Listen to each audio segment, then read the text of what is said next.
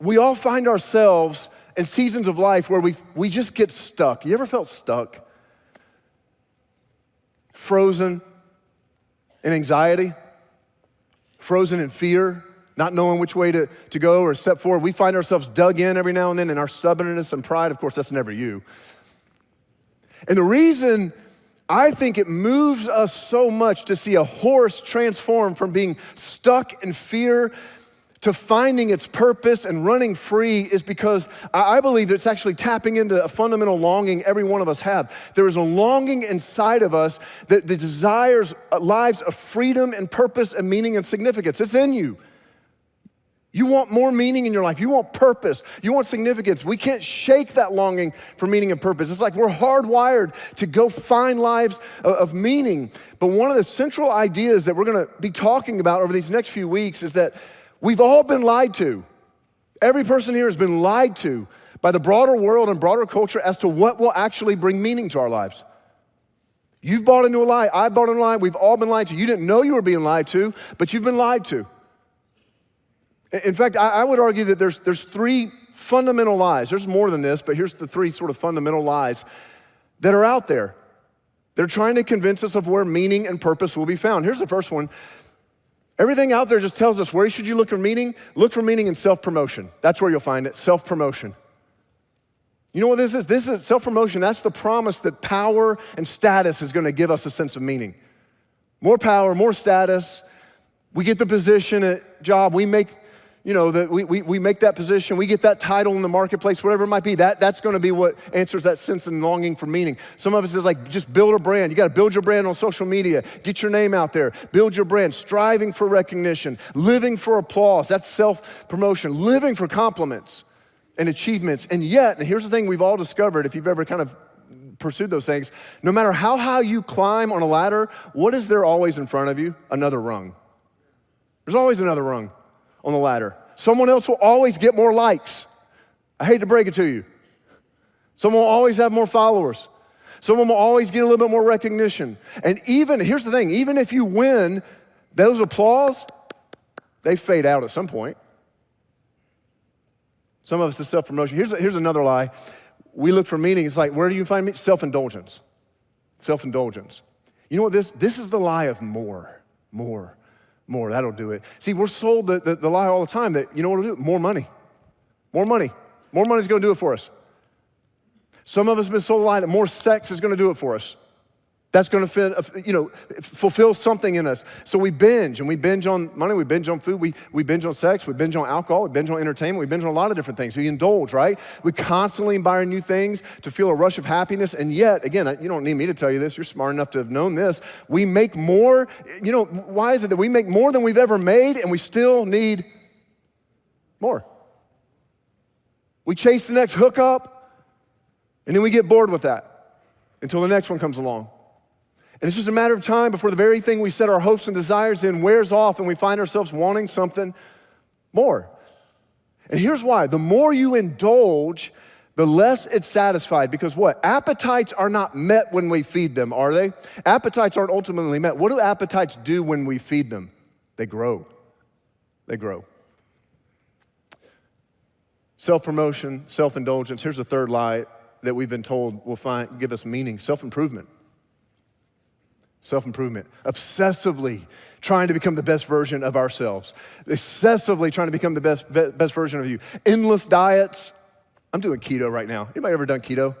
It's the best, man. I get to eat steak and bacon. I feel like I'm cheating the whole time. But man, I feel good. But I mean, like we're always pursuing something. We got the new fitness regimen. We got the self-help programs. We read all the productivity books. We chase the perfect system.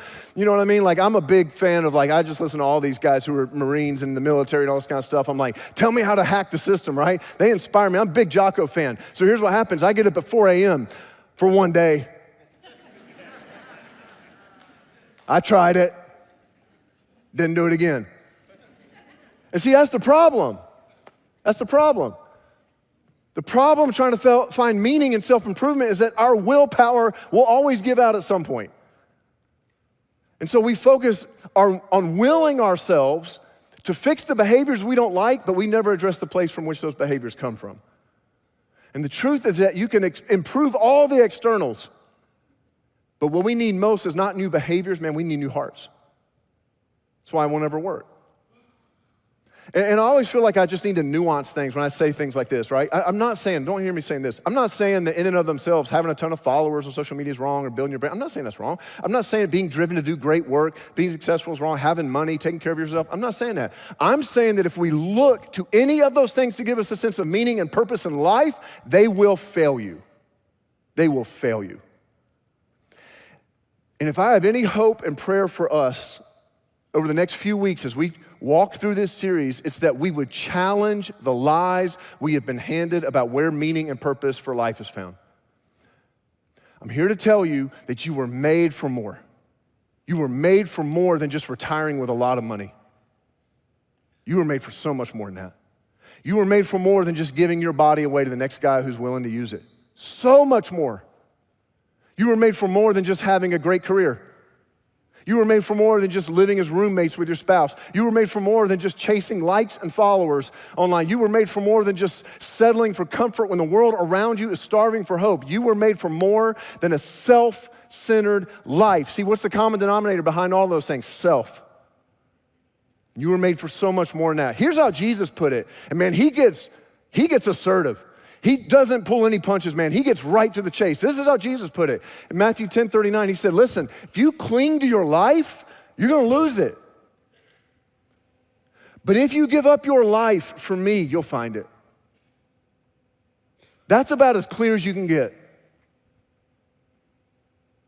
He's saying that you can try all you want to build your life around yourself, and you will have nothing to show for it in the end. But the invitation of Jesus is to give up our life, to find it in him. In the same way, those horses last weekend would not experience what they were made for until what did they do? Until they finally surrendered to a new authority who could unlock freedom in their lives. You and I will never understand what we were truly made for until we surrender to the authority of Jesus in our lives. Won't happen. And so, what we want to do is we want to explore these next few weeks what that kind of life looks like. That's what we're going to do. And our guide for these next few weeks is actually going to be a guy named Jeremiah. If you want to call him Jerry, go for it. Wouldn't recommend it. See him in heaven one day. He's like, Jerry. He's like, my name's not Jerry. Anyways, Jeremiah. Jeremiah was a prophet to God's people around the turn of the 6th century BC. Now, if you don't know what a prophet is someone who spoke on God's behalf. And what I love about Jeremiah's life is that it is full of starts and stops when it comes to stepping into God's plans for him. Sometimes he's excited to give God the reins of his life. Other times he questions God and wants to take those reins back. I get that. And we're gonna look at 4 snapshots of Jeremiah's life that serve as an invitation to every single person here right now, an invitation to all of us who do not want to settle for a life of grazing when we could run. And so I think if we're going to look at Jeremiah's life, the most appropriate place to start is at the very beginning of his story. And I want to look at this passage where he describes the moment, the first moment he ever felt his heart coming alive to the ways that God was calling him into more. Most scholars, by the way, believe that Jeremiah was a teenager when he heard the words that we're about to read here that from God that he wrote down for us. By the way, do you want to know why we invest so heavily in the next generation in kid ministry, student ministry, college age, young adults? You know why we continue to invest in that? Because there is a generation. God is not limited by age. God will show up and he wants to do something in young people, and we're going to keep investing in them. And he shows up to this young teenager, and we'll remember that because it's going to be important in a moment, something Jeremiah says. But I believe Jeremiah wrote these words down that we read here because he wanted anyone who ever read them to understand God's invitation for you. This is the very first thing Jeremiah ever hears God say to him. It says this, Jeremiah 1, verse 4 and 5. It says, the Lord gave me this message. Here it is. So this is God speaking to Jeremiah. God says, I knew you. Jeremiah, I knew you before I formed you in your mother's womb. Before you were born, I set you apart and I appointed you as my prophet to the nations. Man, I love this. It's like God is showing up to Jeremiah and saying, man, Jeremiah, I got something for you. I got something for you. Jeremiah, don't settle. Do not settle for anything less than what I have for you. I know it's easier to go through life just grazing your way through life, focused on yourself, but I'm calling you up. I'm calling you into something greater. I'm calling you into a bigger story, something I'm doing and want to do in you. Listen to how relational this is. Can you feel and sense just how relational this statement was? How intimate it is? God is intent on reminding Jeremiah that he's known. Those are the very first words he said. Very first words God speaks is, I knew you. And I point that out because some of us are here and you were handed this idea about God somewhere along the line that God is distant, that God's detached, that he's the big man upstairs. You ever heard that? Lie. And maybe he gets involved. Like some of you are like, he's distant, he's detached. Yeah, he does get involved every now and then, but it's when I screw things up, and he gets real cranky about that. They don't get involved, but other than that, he's kind of just off doing his thing. But when you read the scriptures, you cannot help but coming back to this reality again and again and again and again, and that is that God is personal, and God is relational, and God is intimate. He knows you. He knows you. He knows you. And he wants to be known by you. Before you ever gave a single thought about God, God was thinking of you. You're known by him. But not only that, he says to Jeremiah, he says, not only do I know you, I've set you apart. I've appointed you for a role to play in this world. I've got a part for you to play in the work that I'm doing in the world. Guys, listen, I need to tell you this, you need to hear this. Every square inch of our world is contested space. Every square inch of our world is contested. In other words, there is light and there is darkness in this world, and they are in conflict, contesting each other. There is God's goodness and there is evil in this world, and they are in conflict. There is truth and there are lies, and they're in conflict. Every square inch of this world is being contested. Our marriages and our homes are being contested. Are we gonna keep score against our spouse and hold things over them? Or are we gonna join God in pouring out forgiveness when we're wronged? It's contested. Our communities are being contested. Will hate and division win out, or will there be a group of people who actually bring hope and healing? Our relationships are being contested. Are we gonna just use people for our own good? Like we know our objectives in life and people become pawns to just help us get there? Is that how we're gonna live? Or are we gonna join God in humbly serving the people that he's placed us with? Guys, God is pouring out healing and hope and salvation and peace on this world, and he is looking for and he is calling us up to join him in that work. And we can either enlist or we can defect. But if we defect, if we choose to just build our lives around ourselves, your life will get smaller and smaller and smaller as you live. And you will never know what you were made for. Never. You were made for more. You were set apart. You were appointed by God to join him in his work in this world. And here's the crazy part. God has had plans for you before any part of your life unfolded. That word before, did you see it? The word before is there twice. It says, I knew you before I formed you. And then he says it again, before you were born, I set you apart and appointed you. Anytime a word is repeated twice in two sentences, you should pay attention. God is saying, I have a point I'm trying to make here. Before. He says, I set you apart before you were even walking with me to join me in this work in this world. The most important part of you is not what has happened in your life since you were born. It's everything that happened before you were born. And I realize that for some of us, everything that has happened since the day we were born is what feels like it's most real about you. And it's got you stuck. It's got you stuck. I get it, man, I get it. I've told you before, I got a lot of things that have happened since the day I was born. I experienced sexual abuse, that's part of my story. Some of you relate to that. I've been betrayed by people. I've got lots of hurts, lots of failures. I'm very aware of all the things that have happened since my birth, since I was born. You got your own story. The betrayal, the divorce, the estranged kid, the financial failure, the parent who never believed in you, who abandoned you, should have been there for you. And all of that feels like it is what is most real about your life, in my life. But what I'm telling you today is that what is most real about you is that before any of that, there is a God who knew you and created you and set you apart and has a role for you to play in this world. And it's almost like God showed up that day 2,600 years ago to Jeremiah, and he's here today saying the same thing. Are you gonna let all that stuff, are you gonna let all that stuff that's happened to you since your birth keep you stuck? You gonna let that keep you stuck from moving forward, unable to see the greater reality that what's most true about you is all that's happened before any of that? I want you to hear this truth for your life.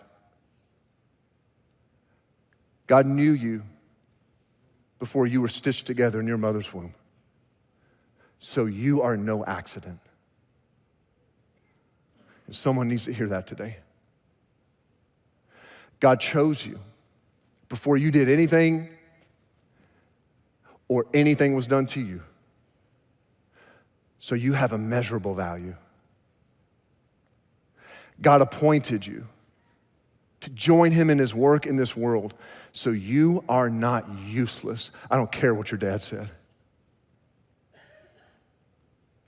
You're not useless. And Jeremiah hears this. And maybe you think, like after hearing this from God, speak this into Jeremiah's life, you think that like, well, it's in the Bible, so Jeremiah must have heard God say this and been like, awesome, God, thank you. Whatever you do, I'll say, all right, right? Nope. Bible's way too honest for that. Here's Jeremiah's response to everything God just told him. Here it is. I love this. Oh, sovereign Lord, I said, I can't speak for you. I'm too young. I love it that he tries to remind God of his age. Like God would be like, oh, doggone it, I forgot. Yeah, I totally forgot it. I'll move on to your brother. I love this response. It's so honest, man, because look, I've done this. I've been here. We all got our I'm too statements, don't we? We all got our I'm too beliefs that keep us from moving forward in faith that God has anything more for us. You got your own blank right there. It might not be young. I'm too something. I can't. For some of you, it's I'm too young. Some of you, it's I'm too old. My days pass. No, it hasn't. I'm too broken. You can't use me. I'm too messed up. I'm too stupid. I'm too far gone. I'm too much. I'm too little. We all got our labels. We all got our labels that have convinced us that we cannot take God up on this incredible invitation into adventurous faith. And God is trying to free Jeremiah from his labels that have caused him to shrink back and live scared and passive. Why? Because God knows something that some of you need to know today. Here's what God knows. The longer we wear our labels and live with them, the less they describe our past and the more they will determine our future. I'm gonna say that again. The longer we wear our labels and live with them that are not given to us from God, the less they will describe our past and the more they will determine our future.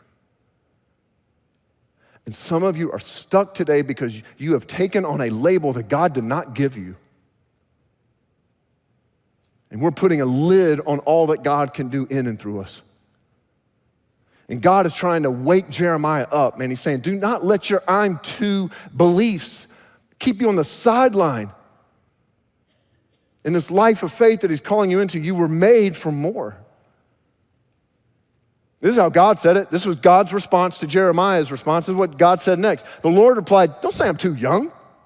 You could have just ended it there. Don't say I'm too young. What are you talking about? Don't say I'm too young. You must go wherever I send you and say whatever I tell you. And don't be afraid. Don't be afraid of the people. For I will be with you and I'll protect you. I, the Lord, have spoken. See, right in the middle of that's the issue. God puts his finger right on it. Don't be afraid. Jeremiah, I know what it is. You're afraid. I understand. I'm gonna give you the courage you need. I remember when I first gave my life to Christ, I felt these two conflicting things living side by side in me. First is just this excitement. And I felt a weight was lifted off of me. I felt, the experience of being forgiven of my sins, and my shame was gone. I felt this lightness. I found this freedom. I felt this excitement, like about this adventure of faith now in front of me. And living right next to that, I was terrified. I was afraid. Because I knew that it was gonna mean that I had to start walking away from some things that were destructive. And I knew some people in my life would not understand.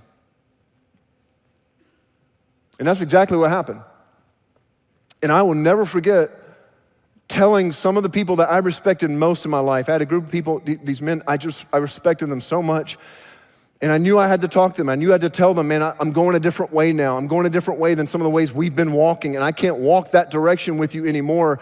And I'm choosing the way of Jesus now. And I remember it was going to come a point where I had to tell them, and it did. And I told them, and I will never forget that group of men there that I respected, them laughing and calling me a clown. Because of the life that I was choosing. And maybe that doesn't sound like a big deal. And probably in the grand scheme of things, it's not. But man, to a 20-year-old college kid who wanted to be liked, that was tough. That was tough. And some of you are here today and you kind of understand Jeremiah's fear. You sense God calling you into greater levels of faith and trust. You feel it, you sense it, and you want to step more fully into the life that he has for you, but you also know it's going to mean giving up some things. It comes with a bit of a cost. All great things do, by the way. And that's got you afraid.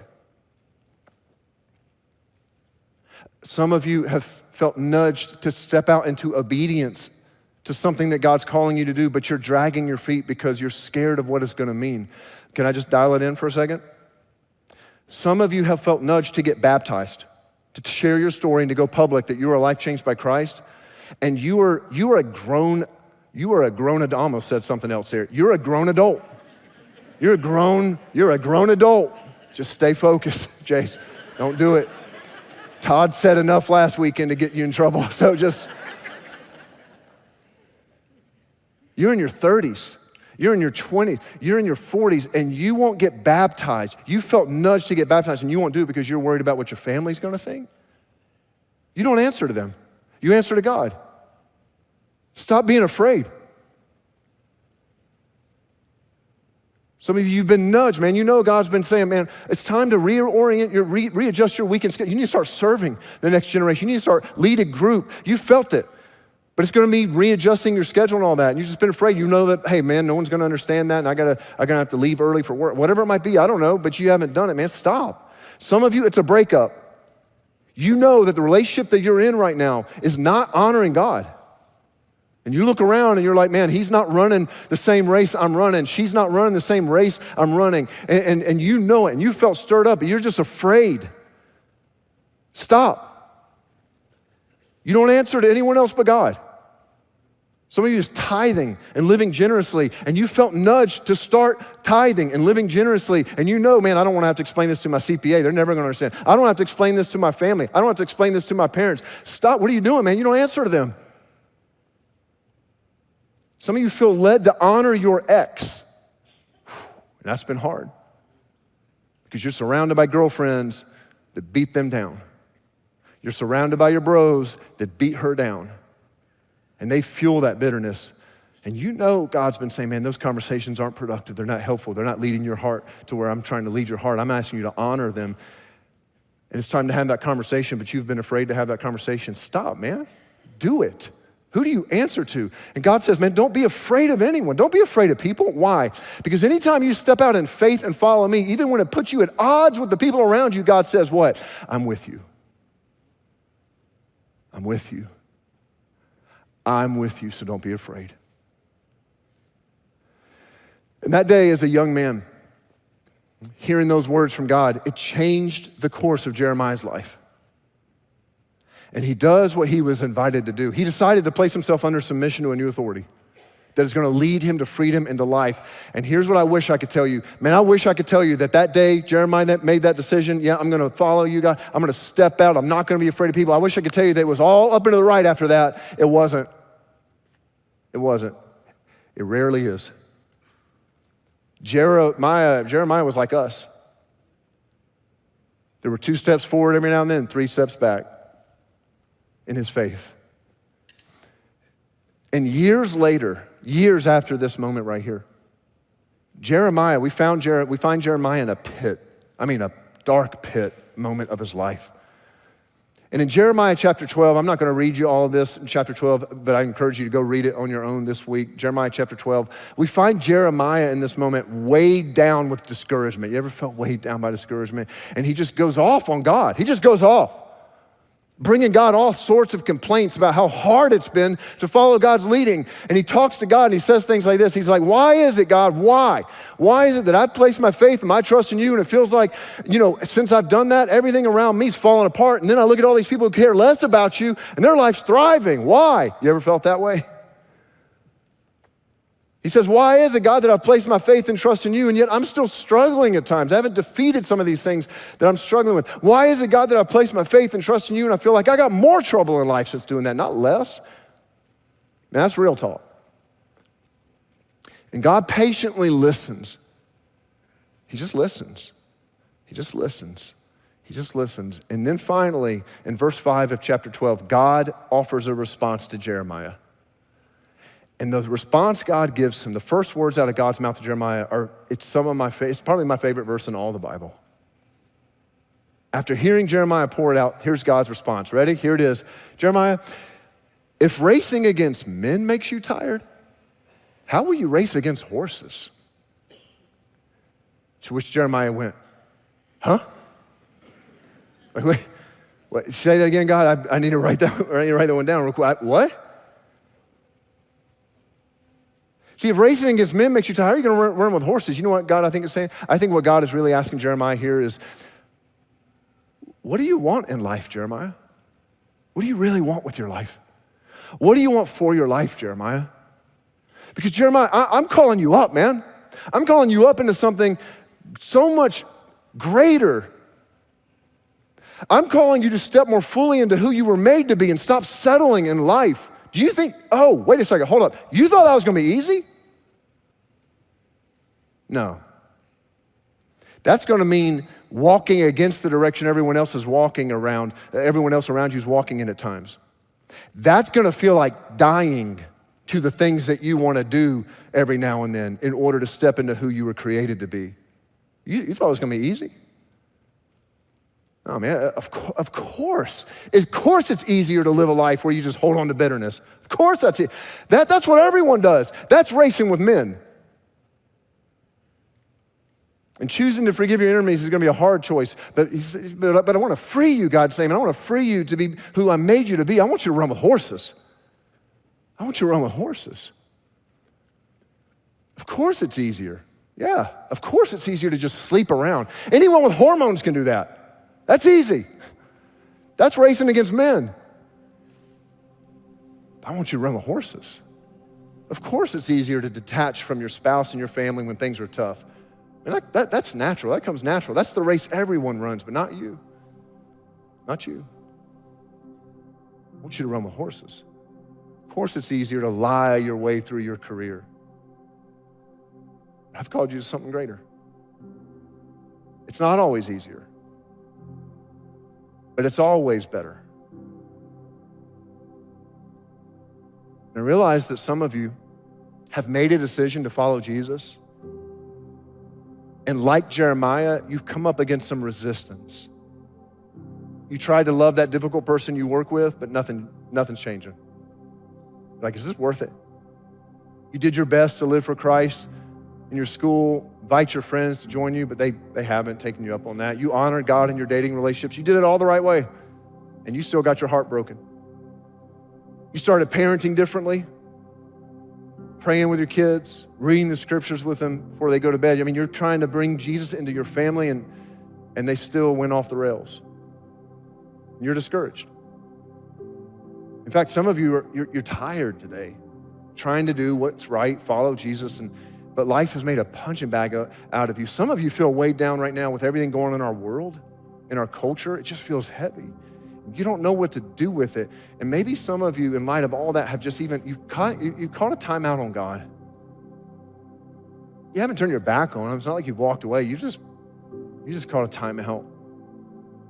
Because you're frustrated with the way things are going. This is not what you signed up for when you chose to follow Jesus. You're discouraged, you're tired of resistance, and you're not sure it's worth it. If you've ever felt that, or if you're in that moment, I just want to tell you, you got a friend in Jeremiah.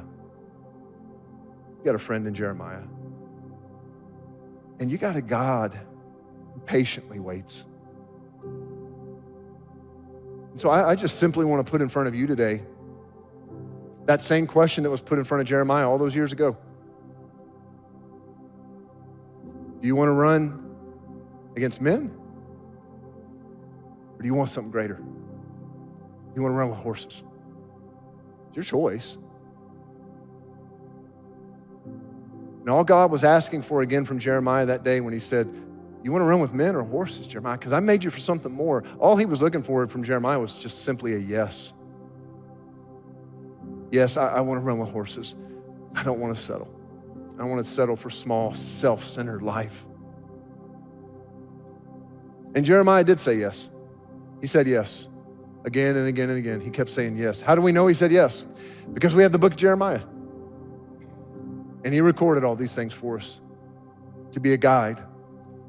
We have his words written down for us all these years later. We're still reading and allowing to shape us 2,600 years later. He decided to run with horses. I want to ask you, is there a yes that God is asking you for today? Is there a yes he's asking you for? For some of you, it's the ultimate yes. You know it. It's the ultimate yes. You've never said yes to Jesus. Never said yes to Jesus, to giving your life to him, to placing your trust in his hands. You have built your entire life around yourself, and it has separated you from God. Never placed your faith in Jesus. It's time. It's time. Don't let this day go by without doing it, man. Do not. If you want to talk with someone, if that's you today, man, you want to talk to someone about what that means and how you can place your faith in him, as soon as we are done, I want you to come down the front left. As soon as we're done, all of our rooms, kind of the front left, we've got people who'd love to talk with you about that, love to pray with you. Don't worry about, you're like, my spouse is here and like, I got to get my kids. Don't worry, we'll take care of all that. Don't worry about that. You come down. And then some of you, you've already said yes to Jesus. You know what I mean? Like, you're a life changed by Christ. But there's something you know God's been asking you to follow through on. You just haven't said yes because you've been afraid.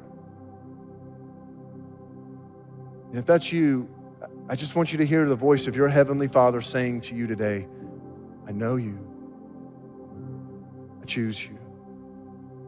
And I've appointed you for something so much greater than just living as a spectator in this life. I have called you into an adventurous, risk-taking, bet the farm kind of faith. And he promises that if you step out in faith, I'll always be with you. So be strong. Be courageous. Say yes. Who are we going to be? Who are we going to be? We're going to be men and women that run with horses. That's who we're going to be. We're going to run with horses. Who we're going to be men and women that take Jesus up on the invitations to die to ourselves so we can pick up his life. Who we're going to be men and women who courageously love and lead our families because it's being contested. We're going to courageously forgive those who hurt us. We're going to courageously sacrifice for others. We're going to courageously seek God and his ways even when it goes against the grain. Why? Because we were made for more. We're going to run with horses. I want to invite you to stand wherever you are, all of you. Would you stand? All of our locations, I would love to just pray. And Heavenly Father, we're so grateful. We're so grateful, God, that you call us up, that you don't let us settle. And God, we've been sold so many lies about what will bring meaning and purpose to our lives, self-indulgence and self-promotion. And God, I pray that we take ourselves out of the center of the story. If we've heard anything today, God, I pray that you would let us know that, man, you are calling us into something so much greater. God, there is a yes that you are inviting every one of us to give, just like you asked Jeremiah for that yes all those years ago to run with horses. There's a yes every one of us has today that you're asking for us. Show us what it is. Show us the deeper life of faith that you're calling us into. Show us the steps that you're putting in front of us to follow you. And then give us the courage, man, we need it. Give us the courage to not be afraid, to step, because we want to run with horses. We want to run with horses. Thank you for making us for so much more than just settling. We're grateful, and it is in your name we pray, Jesus. Amen. We were made for more. We were made for more than all the chaos around us. We were made for more than being exhausted at the normal, mundane lives that we're often handed. We were made for more. Or as we've been saying in this series, we were made to run with the horses. And now that's not a phrase that we use every day. And here's where that phrase comes from. See, in this series, we're looking at one of the strongest men I've ever read about. A man whose life persevered such extreme odds that we're still talking about him 2,600 years later. We're looking at the life of a man named Jeremiah, a preacher who preached in one of the craziest times in ancient history. He preached for 40 years in Israel to 5 different kings through the destruction of the nation, through wars, through attacks from not only outside invading armies trying to come in the gates, but also from the political enemies and so-called friends inside the gates. He faced death multiple times, miraculously surviving. And today, 2,600 years later, we're still talking about him. We're still talking about how he knew in his bones that he was made for more. He was made to run with the horses. And we're asking, how did he know that? And how do we get some of that? Last week we heard about how he was called by God to influence the nation of Israel, to lead them through this crazy storm and season that they were in. And that's what he's been trying to do. He's trying to faithfully do what God called him to do, faithfully trying to do what God told him to. But this phrase, run with the horses, it starts actually when Jeremiah is throwing a fit. Like there's this point where Jeremiah, he's just been trying to be what he's supposed to be in the mundane, run-of-the-mill, everyday moments of life. He's trying to do his best, and he just gets exhausted, bone-tired, overwhelmed. And he's at that point, he is ready to give up. He's just trying to be faithful, trying to do what he knows he's supposed to do, trying to put one more step in front of another, but that has worn him out. And he is just throwing a pity party and letting God have it. And he is just shouting at God. Man, listen to this. Listen to what Jeremiah in his exhaustion is saying to God. He's saying, Lord, you have always given me justice when I bring a case before you. So let me bring this complaint. Why are the wicked so prosperous? You ever felt that? He continues and he says, why are the evil people so happy? Why are they getting to have all the fun and the toys and all the success? You know why, God? Because you planted them and you have allowed them to take root and prosper. God, all this chaos in front of us, all of this mess, all of this exhaustion that I'm facing, it's your fault. You could have stopped it. You could have done something about it. You allowed it. This, God, is your fault. And I don't know if you noticed, God, but your name is on their lips, but you are far from their hearts. God, are you not listening? Or do you not hear how they're using your name as an adjective, a cuss word, a swear word? Are you not even listening to all that is being said? How they're just pretending to listen to you, pretending to follow you, pretending to be religious and say all the right words. But God, you see their hearts. You see how nasty they are. You see how far from you they are. But as for me, Lord, you know my heart. You see me. You test my thoughts. So since you know, let's get honest, God. Since you know, since you already know what's in my head, God, let's get really real here. You know what I want, God? God, I want you to drag these people away like sheep to be butchered. Set them aside to be slaughtered. Dang. Preacher throwing down. Drag these people away like sheep to be butchered. Dude, preacher boy is ticked. He's mad. He's exhausted. And he's saying some crazy stuff. Guys, what pastor says, butcher them. How long must this land mourn? Even the grass in the field has withered. The wild animals and birds have disappeared because of the evil in the land. For the people have said, the Lord doesn't see what's ahead of us. Man, can't you just feel his honesty, his hurt, his exhaustion, his frustration? Haven't you wondered, if you're being honest, some of the exact same things though? Like, have you ever looked around and just said, why are the wicked prospering?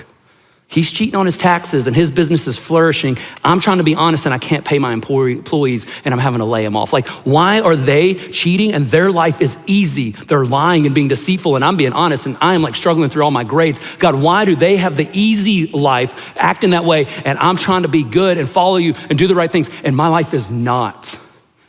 Man, I love Jeremiah's honesty. God, I'm just trying to follow you. I'm just trying to do this right thing. And God, those who don't give a rip about you, they're living in the high and mighty and the easy lane. And I'm trying to do what's right. And it is awful and exhausting and wearing me out. And then he gets really, really, really real. And he says what so many of us have felt at times, but I imagine we're too ashamed to admit that we've said it. He just says, God, just drag them off like sheep to be butchered. Guys, that is real. He's not holding anything back. But have you ever been there? You ever had that moment with your ex? God, it'd be so much easier if she was dead. Your boss, that board member, that neighbor, your teenager, that family member. Guys, Jeremiah, he's just getting real. And here's how God responds. Here's how God responds to his pity party, just lashing out all of his emotions, all of this rawness, all of this exhaustion. And here is what I love about it. Take a note. It's not shameful. It's not scorning. God doesn't come around him and smack him upside the back of the head and says, get it together, be better. It's almost like God comically, affirmingly responds. And he says to Jeremiah, if you have raced with men on foot and they wore you out, how are you gonna compete with horses? Man, if you've been running with men and they wore you out, how are you supposed to race against horses? It's like God saying, oh, that stuff, that's tripping you up. Oh, you're letting them get in your head so bad? Oh, you're losing your marbles over that? Oh, Jeremiah, don't stoop to their level. Don't cower to that. Jeremiah, you were made for more. Jeremiah, you were made to run with horses. Man, Jeremiah, don't let that stop you. That's so inspiring to me. That's so hopeful. And I so badly want some of that. But if I'm honest, I don't want to get exhausted by national politics or local politics or office politics or crazy family members or neighbors who don't have a clue how to be human and civilized or hormonal teenagers whose frontal cortex hasn't fully developed yet. Like, I want to be able to run with horses. I don't want to get exhausted running against mere men. I don't know about you, but if I'm honest, I do. Like, that's awesome to hear. It's fun to want to be like Jeremiah, but I'm guessing there's times that you're like me, that you're like, I'm not. That's awesome for Jeremiah, that he was made for more, made to run with the horses. But not only am I tired from trying to run with mere men, I'm exhausted. I'm annoyed. I'm petty. And if I'm really honest, there's moments I get really angry and bitter and resentful, and I know you know those moments. I wanna be like a Jeremiah. I wanna be made for more. But there's so many times I don't feel like I am. Like I'm not enough. Man, it's so easy to say, run with the horses. But how in the world do we actually live like that? How did Jeremiah go from getting tired of running with men to being able to run with horses? How did he go to becoming one of the greatest heroes in the most printed book in the history of the world? How do we do that? How do we become like that? Well, Jeremiah didn't go there overnight. He didn't become that overnight. And God had to lovingly remind him of some of the truths around him. And God loved him, loves us so much that he actually put him into the middle of a living illustration. And God puts his arm around Jeremiah and he says, Jeremiah, and by extension you, and by extension me, he said, Jeremiah, I want you to go see the potter. I want you to go to the potter's house and see what you can learn. Jeremiah, go to the potter's house and take note of what you see. I had a history professor. He said something once that just threw me for such a loop. He said, what historians long to know the most, but what's often the most unrecorded and most unknown aspects of history was the everyday, normal, run-of-the-mill, simple moments of life. The things so common, so commonplace that those living it didn't even deem it necessary to record it, because why would you write down what everyone already knows? It would be like some of the historians today recording what type of cups we drink our coffee in, or how paper versus plastic versus glass dinnerware is used, or how a toilet from Home Depot is installed, or about the fiercest battle that happens every night in my house, and that is figuring out what stupid Tupperware lid goes with which stupid Tupperware bottom, and you're losing your marbles over the leftovers. Guys, I hate with an absurd passion trying to match the random Tupperware dishes. If you get it, you get it. It drives me batty. And if you have a solution, please, for the love of all things good and true, tell me, because I want to burn it every night. No historian is recording that stuff. The basic life stuff, the tension stuff, and especially thousands of years ago when you had to either painstakingly and expensively chisel it into something, or painstakingly and expensively make paper and preserve it and protect it through wars and then fires and weather, and then re-record it when the paper finally started to rot. No one would do that, and especially when only 1% to 5% of the population could even read it to begin with. All of that stuff, out of all the stuff that could be recorded, captured, protected, preserved, re-recorded, cups and plates and toilets and containers didn't make the list. So when we study ancient scriptures, sometimes there's words behind the words that to the original hearers was glaringly obvious. But to us, distant, removed, in the future, we have to slow down and dig in to find. And I think this moment is one of those moments for Jeremiah. And I think this moment is one of those moments for us. See, Jeremiah, and for those who lived with him, potters were everywhere. They were crucial. They were a critical part of life. Pottery was how a vast majority of their day-to-day items of life were made. Not only were cups and plates and bowls and toilets made, but also, I don't know if you knew this, but also storage and cooking and lighting and transportation and trade and measurements for commerce and official seals and religious and ritual use, burial practices, roof tiles, pipes, bricks for buildings, tablets for writing. Even broken pottery was recycled as receipts and letters. And on top of all of that, you still had your artistic pieces and your statues and your decorations that the wealthy would use to decorate their home. Pottery was everywhere, and everyone used it, and everyone knew a potter, and everyone knew what a potter did, and everyone would walk by a potter and know what was happening in those moments. And so they knew things about pottery that I'm guessing a lot of us had no clue about. And so I was actually delighted to get connected to Bill, and Bill's a part of our Ephrata campus, and I was thrilled that he was willing to come and spend his time with us, helping us experience the art of pottery. Did you know that pottery is made from clay?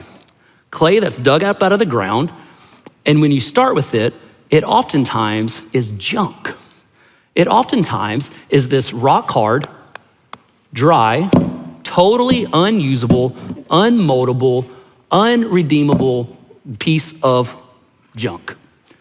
It's unusable. So the potter has to start with something unusable and make it usable. And so what they would do is they would take this dry, stubborn, unmoldable clay, and they would infuse life back into it. Today, Bill was telling me the way that they do this, they'll actually take this old, unusable, dried out, hardened clay, and they'll put it in a bag full of water, get all the air out of it. They then would take that and put it in a bigger container of water and force it under the water. And then the pressure from the water in the container would force the water in the bag into the pores of the clay. And I heard this process is called breathing life back into the clay, reclaiming the clay. This living water bringing life to this dry, hard clay, reclaiming it for a purpose, which you don't need a Harvard degree to start to see some pretty cool connections between God making us from dust of the earth and Jesus being called the living water and us being brought back to life, reclaimed to true life and being restored. Guys, there's something that happens when you just step near a potter. There's some cool metaphors that start to preach just when you come near and see what Jeremiah was seeing. So Jeremiah walks in, and he walks into the potter's house, and he's seeing this dry, unusable, unmoldable clay just sitting there, lifeless, purposeless, full of wasted potential that needs a potter to help it realize it was made for more. But what's wild is once the potter has painstakingly breathed life back into this dry, dead, hard clay, which starts the instant the clay is put in the water. And this may take days or weeks or months for this living water to penetrate deep into the heart of this clay, depending on how stubborn and resistant it is. But once this transformation has occurred and the clay starts to be usable and moldable, it's still so far from being able to be made into its purpose. See, the next thing is it has to be cut and stacked and cut and stacked and cut and stacked and pressed and pressed and pressed over and over and over again, which starts a process called wedging. And this is where they take this now wet clay and they cut it with a wire, they stack it, they inspect it, they press it back in, they see all of its hidden parts, and they do it over and over and over again. They cut it again, break it again, look deep inside it again. And then, once that's been cut and stacked and cut and stacked, they bring it over and they start a process called wedging, where they push it and roll it and press it and push it and roll it and press it. And when Bill showed me this, he made it look so easy, and I instantly learned his forearms are like 40 times stronger than mine, because the amount of pressure they are putting on this clay is unbelievable. Pressing and rolling, pressing and rolling, again and again and again, removing all the impurities, pushing all the air out. Because if they don't push all those air bubbles out, pull them out, and get that clay even and consistent, when it gets to the wheel, it'll be wasted. And worse, if the air is left in there, when it goes into the test of the fire to come, it will explode. And it will ruin itself and ruin others around them. Think about that. This pushing, this wedging, this exposing, this painful process is for the good of the pot and everyone around it. This wedging process is no joke. And I was shocked to discover how long the potter would work this clay over and over and over and over again, repeating it again and again and again and again. Man, he's not trying to hurt the clay. He's not mad at the clay. He's not annoyed with the clay. He is just trying to prepare the clay, to prepare the clay for its purpose, to ensure the clay can survive the trials and tests and fire coming its way. And some of us need to stop longing to be turned into something and just let God keep working something in us. I'm gonna say that again. Some of us need to hear it.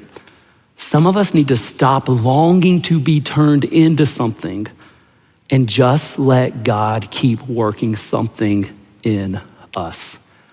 So let him keep wedging and pushing and cutting and exploring the innermost thoughts and desires, and to let him keep revealing those hidden places that if left unhealed and uncured and undealt with, the hurt will happen in the future. We will hurt us and it will hurt others in the process. And guys, I need you to know, I personally hate this process. I hate this process. I want to be on the potter's wheel. I want to be made into something. I want to be finished. I want to be perfect and ready and good enough to be what I was intended to be. I want to be running with the horses, not being pressed yet again. To be examined yet again. I want to be good enough to move on. Now, to all of our high schoolers and college students and young adults, we all intuitively know that that's what our season of our 20s is all about. We always don't like it, but we kind of know it's crucial to the process of that stage of life. We get it. But let's get honest for a minute. Some of us, we're not in our 20s anymore. We're in our 30s, our 40s, our 50s, our 60s, and it feels like this is the stage of life that we're at. Or worse, it feels like we're just starting this stage. Or even more annoyingly, it feels like we're being brought back to the stage, yet again, and God is pressing, and we feel the pain of being cut open, exposed, our hearts explored, and it hurts. It's frustrating. It's not what we want in this season of life. We want to be running with the horses, not being wedged, impressed, and prepared, and exposed. We don't want that to happen again and again and again. We don't want this step. It's one thing to have it in our 20s. It's like, make me into who you want me to be. But man, it's another when God starts to do that again in our 40s and 50s and 60s. I wish I could tell you all of that as some hypothetical projection that I see in others around me. But for some wild reason, God, in all of his love and mercy and goodness for me, decided that this year was gonna be a year of wedging. So for the last year, I have felt God personally pushing and pressing and exploring and exposing and working and pressing and pushing and exposing, and it has been one of the hardest personal years of my life. I have felt so exposed and pressed and pushed and cut and exposed and pressed and cut and exposed and pressed and cut again and again. And I was all about growth in my 20s and 30s, but right now in my mid 40s, I sort of just want to get past it. And there's been moments that I so badly just wanted to explode and to react and to call time out and to scream, enough's enough, God, just stop caring so much about me and my formation and just let me go. Let me run with the horses. I'll take a couple of air bubbles still in there. But I remember there was this one moment as the pressure was so intense in me, and I was just longing to react and to run away and to call it quits. And I was just like, and I felt like God sat me down like Jeremiah. And this is for all of our 40s and 50s and 60 years out there. He sat me down and he was just like, Matt, you're only 20 years in. You got another 25 to go. Trust what I'm doing in you, and then just wait to see what I'll do through you. So to all of our 40s, 50s, 60-year-olds out there feeling like you're yet again getting wedged and pressed and pushed on and examined and cut and explored by the potter. Guys, God's not done working on you. He's not done working on me. He's not done working through us. God's not done working in us and through us. So let's trust the potter's hands to be good and true and right and caring and kind, and trust what he's doing in us, that it's worth it, so that we can fully see what he's going to do through us, through our kids, through our grandkids, through the legacy that our lives lead. Let's not grow tired of a loving God lovingly working his plans in our lives. Let's not grow tired of trusting what he's doing. Guys, clay gets worked a long, long, long time before it gets shaped into its final form. And some of us just need to let God keep working in us, preparing us, because a time will come when the potter sees that the clay is finally ready. sees that the clay is finally ready, and the potter will take the clay and he'll form it in his hands, and he'll move it to his will, and he'll start working with it. When he puts it on his will, he will intentionally make a foundation. And this is where he will push profoundly hard on the clay yet again, holding its side, pressing its top down, and he does it to create a secure attachment to his will, to make sure it's attached fully in his care and oversight. He'll make sure that it knows beyond a shadow of a doubt who it is attached to, locked into, held to, secured in, and then he'll start slowly, purposefully drawing out the purpose of the clay, finding its unique shape and purpose, slowing it down at times to keep it balanced and even, and then speeding it up at times to draw it out and to pull it up, bringing not only the clay to life, but into purpose and into a plan, into a reason for existing. And all of this comes in the steady presence of his hands, the gentle touches and nudges of his fingertips, scraping and guiding and forming. And all the clay has to do is stay on the potter's will, stay in the potter's hands, to let his fingers shape and move, and to let him form them, to let him correct, to stay responsive and open to discover who and what it is being made into.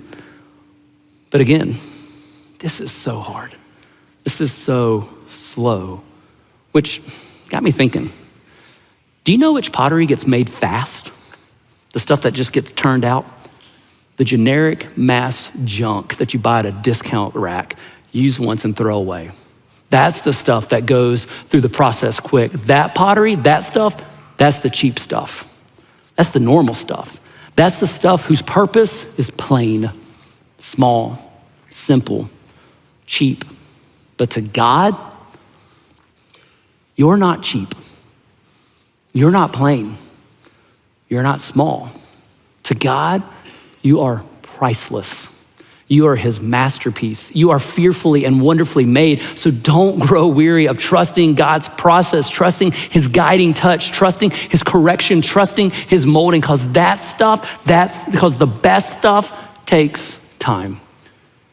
Man, can you imagine being Jeremiah and walking into the potter's house, walking down the road to the potter's house with all of these questions of how do I run with horses? How do I know that I'm made for more? How do I be all that God intended me to be? How do I do this thing that God has put in front of me and not grow weary with walking with men? How do I run with horses? And then walking in, and all of those questions are in your mind, and then you start to see the potter work. And you sit down next to him close enough to smell the clay, to feel the water spinning off, to hear the spinning sounds and the scraping and the gliding of his fingertips. Slowly working, slowly forming, slowly pressing, slowly making what was once a lifeless piece of dirt become full of life, full of purpose, full of potential, full of value. Beautiful things can happen at the potter's will if you'll let the potter work. Jeremiah couldn't help but be reminded of all of this, to know all of this. But what's crazy to me is that's ultimately not what's recorded for us to remember. Because remember, everyone would have known this, been reminded of this. I mean, everyone would have known that the process the potter goes through of taking something and making it into something. I said that wrong. Taking what would be nothing and making it into something. You guys get it. He would have known just walking into the potter's house of being reminded of this process. Just being there would have started to answer so many of his questions of, how do I run with the horses? How do I get made into more? How do I not get tired of just running with men? How do I become fully who God designed me to be? He would have walked in and known, stay with the potter. Let him keep wedging and pressing and molding and shaping and spinning and balancing and correcting. Let him keep working on me. Let him keep making something beautiful from the lump of my life I bring him. Jeremiah's questions would have started to be answered just by walking through the doors. But what's wild is God lets him walk in, be reminded, and then he says, actually, there's another lesson. There's another lesson from the potter I want you to know, but more importantly, for all of those you pastor and for all of those who will be pastored by you for years to come, Jeremiah, here's what I actually want you to know. Here's what was recorded. The Lord gave another message to Jeremiah. He said, go down to the potter's shop and I will speak to you there. So I did as I was told, and I found the potter working at his wheel. But the jar he was making did not turn out as he had hoped. So he crushed it into a lump of clay again and started over. Then the Lord gave me this message. O Israel, can I not do to you as this potter has done to his clay? As the clay is in the potter's hands, so are you in my hand. The jar did not turn out as he had hoped, so he had to crush it. Guys, God, he wants to make something beautiful out of your life if you'll let him. If you'll let him mold and shape and draw out and purify, if you'll let him form you fully into who he designed you to be. But also know, if you refuse, if you're stubborn, if you dig in and just won't let go and won't let him shape you, if you cling to those things that you know are killing you and hurting you and putting junk back in you, know that there will come a time when the potter has to say, enough's enough. And you need to be reclaimed. Enough's enough. And you need to be reclaimed. Because catch this, he doesn't throw the clay away. He doesn't say you're worthless. He says, it's time to be reclaimed. Let's try this again. And trying again looks like crushing it and starting over. He crushes it and he starts the wedging process of pressing and cutting and exposing and refining and looking. And sometimes that process hurts so much. And sometimes the hardship in our lives, the things that we're facing, is not because of the evil and the hurt in our world. It's actually because God loves us, loves you so much. He's trying to use it to press in, to wedge, to prepare, to correct, to protect. Man, and instead of seeing that current trial or trouble or pain you're facing as a problem, man, what would it look like to say, God, how do I partner with what you're trying to teach me, do in me, mold in me? How do I let this pain have purpose and partner with what God is trying to form in you, do in you? You know, earlier I mentioned that that this year's been a hard year. And I've had some hard moments for me, and then I felt like I was back on the table getting pressed and pushed and cut and wedged. And those moments have hurt and were so painful and stressful. But what I know and what I deeply, deeply believe is that God was using all of that for my good, my growth, to continue to make me into who God designed me to be. I just had to let him work. I just had to trust the process. I had to trust the pain. Guys, I so deeply want each of you to know that God has a beautiful plan for your life. And if you'll surrender and trust your life in his hands, just like a lump of clay into the hands of a skilled potter, God can do more in your life and through your life than you could ever hope or imagine. But I also want you to know this is a caution, and that this caution Jeremiah had for Israel is also a caution for us, that if we don't trust, God will have to crush us to start over, to reclaim us. See, Israel, the people that Jeremiah was talking to, they stubbornly refused to fully follow God's plans, to refuse to let go of the things that they knew were ruining them, hurting others, refused to let go of the practices that they knew were messing up their lives and others. And God begged and begged and begged and begged for them to listen, to respond, to turn, and they simply refused. And so since he's the master potter, the skilled craftsman, he had to crush them, to rebuild them, to start over. God wants to do something beautiful in your life. Will you trust him? Will you allow him? Or will you force him to crush you so that he can lovingly rebuild you? God loves you so much. He's inviting you to crawl into his hands and to let him mold you into something so much more. To mold you into someone who can run with horses. Jesus, thank you that you are the skilled potter who loves us so much, cares for us so much. Thank you that in your love and care and grace, you work us through the process of being prepared and refined and exposed and healed and cured. And you work all of the junk out of our lives and you push out all the air bubbles, all the little impurities and things that is a part of us that you know will eventually hurt us. And then you invite us to lay our life in your hands like clay in a potter's and say, mold me. Shape me, use me, form me. And so God, I pray for all of us who feel like we are feeling the pressure of your hands, the pushing of your hands, shaping our lives, that you will help us to surrender and respond and trust and to let you do in us what you need to do in us so that you can do what you designed to do through us, that you will make us people who can run with the horses, made for more than just being a lifeless piece of dirt. God, let us trust you, to trust the process.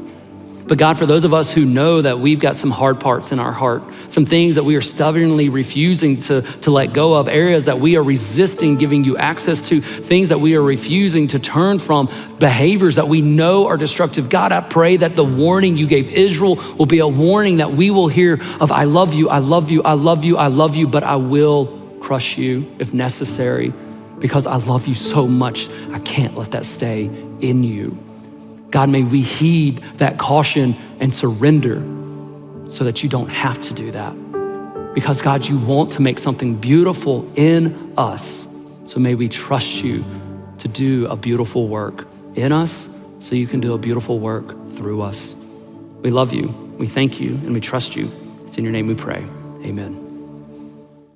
Jesus actually made us a promise that if I'm honest, I would love to like cut out of the Bible or maybe like rewrite for Jesus because maybe he just got it wrong. But this is a promise that we just have to live with. And so are you guys ready for this warm and fuzzy, delightful promise that Jesus made us? That's why we have to talk today. See, here's what Jesus said to us. He said, here on earth, you will, not you might or you could, but you will have many, not a few, not some, but many trials and sorrows. See, many of us along the way have been sold a lie that if we trust Jesus, do this church thing, get all religious, the payout is this rosy, trouble-free life where we just skip from promotion to promotion and life is continually a success up and to the right forever and ever until we reach about 105 where we'll wake up, run a 5K just to celebrate and then be whisked away in a comfy carriage to heaven. Where the truth is, that lie's gotten a lot of us. And a lot of us are now actually living the life that Jesus did promise, the one that does have many trials and sorrows, and we're left feeling gypped, cheated. Like God somehow or another lied to us and he now owes us something. And we don't have an even so type of faith. We've got a I'm mad as all get out, hurt, disappointed, angry at God type of faith. A type of faith that's ticked, that God is doing, allowing, permitting whatever's in front of us. Man, if you showed up to church today and you're just a little bit mad at God, feeling like God let you down, man, this is the best place you could ever be today. We have felt today's message a ton. And the reason why this message has been so emotional is because we're reading your prayer request. We know what you're begging God for. We know how you're asking for the healing, for the provision, for the financial stress, the craziness in our world, in our heads, in our heart. And just so you know, we not only know what you're praying for, we're praying with you. Like we start each of our all-staff huddles together praying collectively for your prayer request. We're reading what you're asking God for. But this is also heavy because we know what we're living, the stories we're praying for, the things that we're begging God for. So how in the world did Jeremiah develop an even so type of faith? So let's get caught up with where we're at with Jeremiah and how he figured out this supernatural power that gave him the ability to have this even so faith through the craziest of times. See, in this series, we've been looking at how Jeremiah was made for more, made to not simply get tired by putting up with mere human issues, but we were told that he was made to run with the horses. And then last week, we unpacked how we go from being overwhelmed and broken by the simple worries of life to being able to run with the horses through this life. Man, if you missed last week, it was a great week. And I have just loved hearing how so many of you resonated so deeply from watching Bill the Potter and thinking about how God so lovingly works with us on his spinning wheel, just like a good potter does on his. And speaking about last week, for all of you who have answered my Tupperware woes, thank you. But I do gotta give a shout out to Lynn from Harleysville. She definitely won it in my mind because she labels lid 1 to bottom 1, lid 2 to bottom 2, 3 to 3, so on and so on. And if that makes absolutely no sense to you, just go back and watch last week. Your Tupperware problems will be solved now that you know Lynn's solution. But more importantly, you'll get to see the heart of God put on display as a good potter who shapes us and molds us if we will trust him and stay on his will with him. But here's the rest of Jeremiah's story. See, Jeremiah, he was called by God, told he was made for more, told that he was made to run with the horses, but he quickly realizes that he wasn't made to run on the sandy beaches of some picturesque Hallmark movie, frolicking through life. He was made to run with the horses into battle, into war, into famine, destruction, betrayal, hurt, pain. Man, Jeremiah was living the final days of a nation spiraling towards its destruction. See, this nation started way back in the book of Genesis, and it started with God choosing a family and growing that family, and it becomes a huge family. That family then goes to Egypt, and then it becomes like a people group in Egypt, and then they become slaves, and then they become miraculously rescued from Egypt, and then against all odds, they're able to establish a home in this desert region, and they grow bigger and bigger and bigger, and they become known as a people who are relying on God, dependent upon God. They're doing life differently, in a different way of caring for others and living differently than anyone else around them, valuing life, following God. And they eventually become so big, they form this nation called Israel. And in 1050 BC, they have their first king. They form a king, Saul becomes their first king, and then about 40 years later, they have their second king. In 1010, David becomes the second king, and this is when he unites all the tribes in the land, and this is when the golden age of Israel starts. And actually, God promises that it's through this king that the ultimate king, King Jesus, would one day come. And just if you're starting to question my Georgia math skills and thinking I'm a little bit crazy, don't forget BC counts down, and then AD, we start counting up. But back to 1010 BC, about 40 years later, King David's son Solomon comes in, and Solomon takes over, and Solomon, man, he brings the wealth. He builds this amazing city, this amazing and huge temple as like the prize jewel of the city. He puts Israel and Jerusalem on the map as a must-see place to see in the ancient world. But not only does he do all of this, he also really liked the ladies. And he goes crazy and he marries a ton of women, mostly for political reasons, but he ends up with 700 wives and 300 concubines. That's a lot of ladies. Last night I said that and this guy just couldn't help it. He goes, good grief, I couldn't handle one. He didn't know I could hear him and I almost started laughing. But those 700 wives that Solomon brings in, they bring with them all their forms of idolatry, all their forms of their pagan worships and beliefs, all their regional things, and he brings it all into the nation. And this is when the nation starts to get into a mess. Because you see, 40 years later, Solomon finally dies, and at this point, the nation is thrown into a civil war. And all those pagan idols and worship and all the stuff that Solomon's wives brought in, this starts to grow, starts to take root, starts to spread, and then the things just start spiraling out of control. Decline starts. And over the next 344 years, step by step, slide by slide, they go into total moral decay.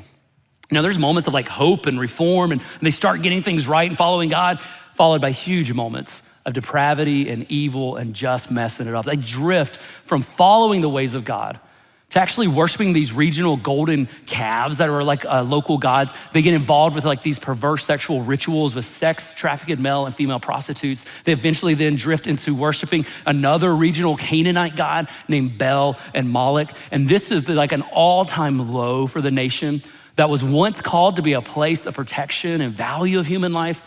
They actually fall to the point of sacrificing their own children in so-called acts of worship. See, to this idol, Moloch, what they did, they had this huge idol with big hands made out of bronze that they would put a fire underneath, and they would get these hands scalding hot, glowing red. And then we even read about how one of the kings places his own child on those hands as an offering. So guys, when we say it was dark and evil times, these were dark and evil times. And when you read about the prophets and the preachers of the Old Testament who are calling the nation to repent, to turn, to change their ways, warning of coming judgment if they don't, they are calling them out and rebuking them for pure evil among them. And God, like a good potter, a good father to these young and vulnerable children, a protector of the marginalized and the oppressed, being trafficked, he keeps saying to the nation, guys, you gotta change, you gotta stop, you gotta do something different. And eventually, like a good potter, realizes he's just gotta crush the clay. He's gotta redeem it. He's gotta reclaim it. He's gotta restore it. He's gotta protect the vulnerable. And he's gotta put a stop to this. But God, he wanted one last chance. And in 626 BC, he says, Jeremiah, it's time to start a 40-year final call. And Jeremiah spends his entire life begging for 40 years, only to have in 586 BC, the nation, the city, to fall, destroyed. See, Jeremiah was the final warning cry to change, to turn for this nation, that he sees all this destruction coming. He pours his life out trying to save others, trying to call a better way, to do something different, to return, to change and to return to God. But in return, what he got was a whole lot of stubborn, hard-hearted people simply refusing to listen. And he would pour his heart out, and they would beat him in return.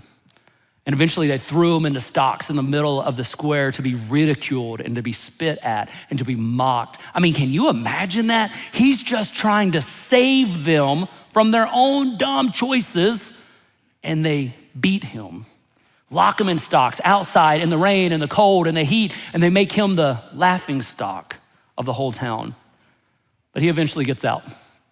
And then he desperately writes this letter to the king, trying to get his attention. So he sends this letter to the king, and the king opens the letter in front of all of his friends, reads a line, tears it off, and mockingly throws it into the fire. Reads a line, tears it off, mockingly throws it into the fire, line by line by line, mocking Jeremiah. Finally, in desperation, trying to get the people's attention, Jeremiah puts a yoke like you would have on an ox, and he walks around town saying, if you don't change, you will be driven away like an ox is driven. You will walk away in chains. You need to listen. And he begs and he begs. He's like, the potter is getting ready to do some crushing. Turn back, change. This doesn't have to be. And you know what they do? They grab him, they arrest him, and they beat him. Again and again and again and again.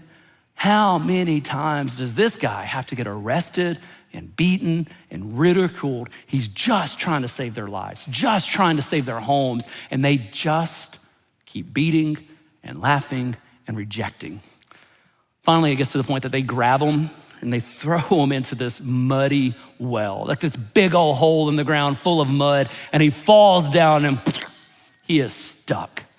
Like, have you ever got your foot stuck in the sand at the ocean or thought you were stepping into like a little bit of mud, but turns out it's 6 inches of mud and you're like vacuum sealed into that stuff? Or hunters, you know this pain. You're walking out to the deer stand. Next thing you know, your leg's stuck and you're ripping your hip out of joint, trying to get out of it. Like Jeremiah, he's not just ankle deep, he's waist deep, chest deep in the mud. And worse yet, he knows no one's coming. No one cares. And he knows that all that he's tried to do is to serve God, follow God, try and to serve these people.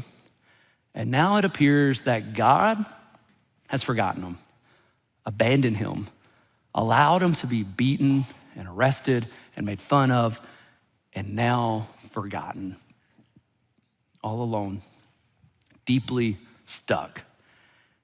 He's thinking this is how it ends. And what's wild is as everyone he knew, everyone that he had grown up with walks by and forgets him, abandons him, it's actually a foreigner visiting, walking past, that takes pity on him, sees this dude in a well, and he drops a rope and he pulls him out. So Jeremiah would go on to live through the final invasion, the siege of the capital, and famine would happen inside the city walls. And as the army circled, tightening like a noose around his neck, hunger and panic and dread would sit in. And everyone was waiting in just this crock pot of tension and fear and hunger and pain, waiting for the battle drums to sound. And then wildly, after the invasion, after the destruction, after all the killing, the invading, the enemy, they grab Jeremiah and they honor him. The enemies honor him. His own people didn't, but they do. And they said, hey, we'll give you a choice. Do you want to go to our capital and live in safety and comfort for the rest of your life? Or would you rather stay here in the ashes of Jerusalem? And Jeremiah goes, I would rather stay here and try to rebuild our city. Only for a little bit later, the remaining survivors, they decided to revolt. They brought more suffering, more damage, and they eventually dragged Jeremiah to Egypt against his will, where tradition says he was eventually stoned to death. So when we say Jeremiah had a hard life, Jeremiah had a hard life. He's just trying to do good, just trying to help others, trying to save the nation from coming destruction. And it felt like everyone turned against him. So how in the world did Jeremiah keep his faith in all of that? How did he stay the course? What superpower did Jeremiah have? Which, as I actually thought about it, it wasn't a superpower unique to him. It's actually something that you and I can do as well. What he did over and over and over again in these unbelievably hard and impossible moments, what he did that got him through, that we can do to get through, is he got wildly honest before God. Wildly honest before God. Like he let it all out, unfiltered. He beat on God's chest, poured it all out, real and raw and honest. He didn't hide from the struggle. He didn't pretend like it was all okay or that he had to have it all together. He went to God and just vomited it all over him. I mean, listen to some of the stuff that he recorded in his honest moments with God. Here's some things that Jeremiah said. He said, Lord, you know what's happening to me. Please step in and help me. Please give me time. Don't let me die young, for it is for your sake that I'm suffering. Why then does my suffering continue? Why is my wound so incurable? Your help seems as uncertain as a seasonal brook, like a spring that has gone dry. Oh Lord, you misled me, and I allowed myself to be misled. You are stronger than I, and you overpowered me. Now I am mocked every day. Everyone laughs at me. So these messages from the Lord have made me a household joke. I've heard many of the rumors about me. Even my old friends are watching for me, waiting for the fatal slip, saying that he will trap himself, and then we will get our revenge on him. Yet, man, I curse the day I was born, May no one celebrate the day of my birth. I curse the messenger who told my father, good news, you're having a son. Oh, that I had died in my mother's womb, that her body had been my grave. Why was I ever born? My entire life has been filled with trouble, sorrow, and shame. My grief is beyond healing. My heart is broken. Jeremiah's superpower that allowed him to keep running with the horses, to be made for more, was his ability not to run from God, but to run to God. Jeremiah ran to God, not from God. Ran to God, not from God. And he had some awful things to say, some huge emotions to process, some big old feelings that just erupted out of him, and he ran to God with them, not from God. Man, the mark of a good father is having the wisdom to know when your kid is just hurting, just needing to get it all out, cry it all out, dump it all out, and holding space for all those feelings, all that fear, all that hurt, all that worry and anxiety, and holding space for them and saying, just let it all out, get it all out. And then when the tears have finally ran out and the emotions are empty, saying, I'm still here. I've still got you. I'm still in this with you. You're not alone. Man, let me dust you off. Let me help you stand back up. Let me help you get back in the game. Let me remind you who you are and whose you are and what you are made out of and what you're made for. A good father will do this over and over and over again, because a good father, his heart longs for his kids, longs to take that pain away from them, longs to restore them, longs to empower them. And guys, God is the best of the best of the best of the best fathers. So no matter what you face with your earthly father, your heavenly father, he's beyond patient, beyond able to hold space, beyond able to say, crawl up in my lap one more time and let it out. Man, he's not mad or annoyed or disappointed or feeling like you're weak or a wuss or worthless. God's not gonna tell you to suck it up and to pull yourself up by your bootstraps. He weeps with you. He listens to you. He grieves with you. He feels all that pain and fear and worry and anxiety. And after you get it all out, he says, do you feel better now? Okay, let's take a deep breath. Okay, let's stand up. Okay, let's take a step. Okay, let's face another day, another moment together. Jeremiah faced unbelievable moments, and he just kept coming back to God, beating on his chest, pouring out his fears and worries and darkest thoughts. And we're just lucky enough that he was courageous enough to record some for us. Jeremiah's superpower was knowing in his pain, run to God, not from God. Run to God, not from God. Run to God with your hurt, your anger, your fear, your worry, your anxiety, your questions. Run to God with all of your exhaustion and annoyances. Run to God when you feel abandoned and rejected and misunderstood and offended. Run to God, not from God. But sadly, some of us have heard some awful lies like, you can't be that honest with God. You can't say that to him. You better watch how it comes out. Guys, truth is, you can. And you wanna know a secret? He already knows what you're thinking anyway. Like, you're not hiding it from him. So just be honest. And if you need some evidence, as you read through the Bible, think about the honesty that is poured out through it. Another lie that is equally as destructive is we have heard, you've gotta be respectful and reverent with God. Gotta be on your best behavior, gotta be respectful and honoring with God. Now guys, there's no doubt or question about it. God is worthy of all of our respect and our honor.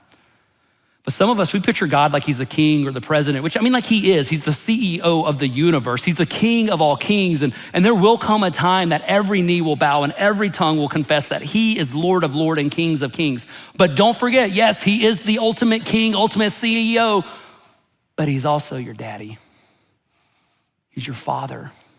He's a good dad. And good dads love to snuggle. Good dads love a little horseplay. They love it when their kids throw their arms around their neck and they hold them tight. Man, I was reminded of this a few years ago. Pearl and I, we have a grafted in daughter named Manal.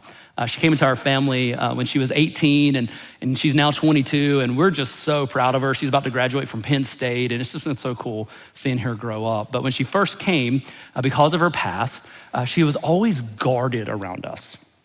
Always just physically and emotionally closed and a little bit distant, which we totally respected and honored because we knew a little bit of her story.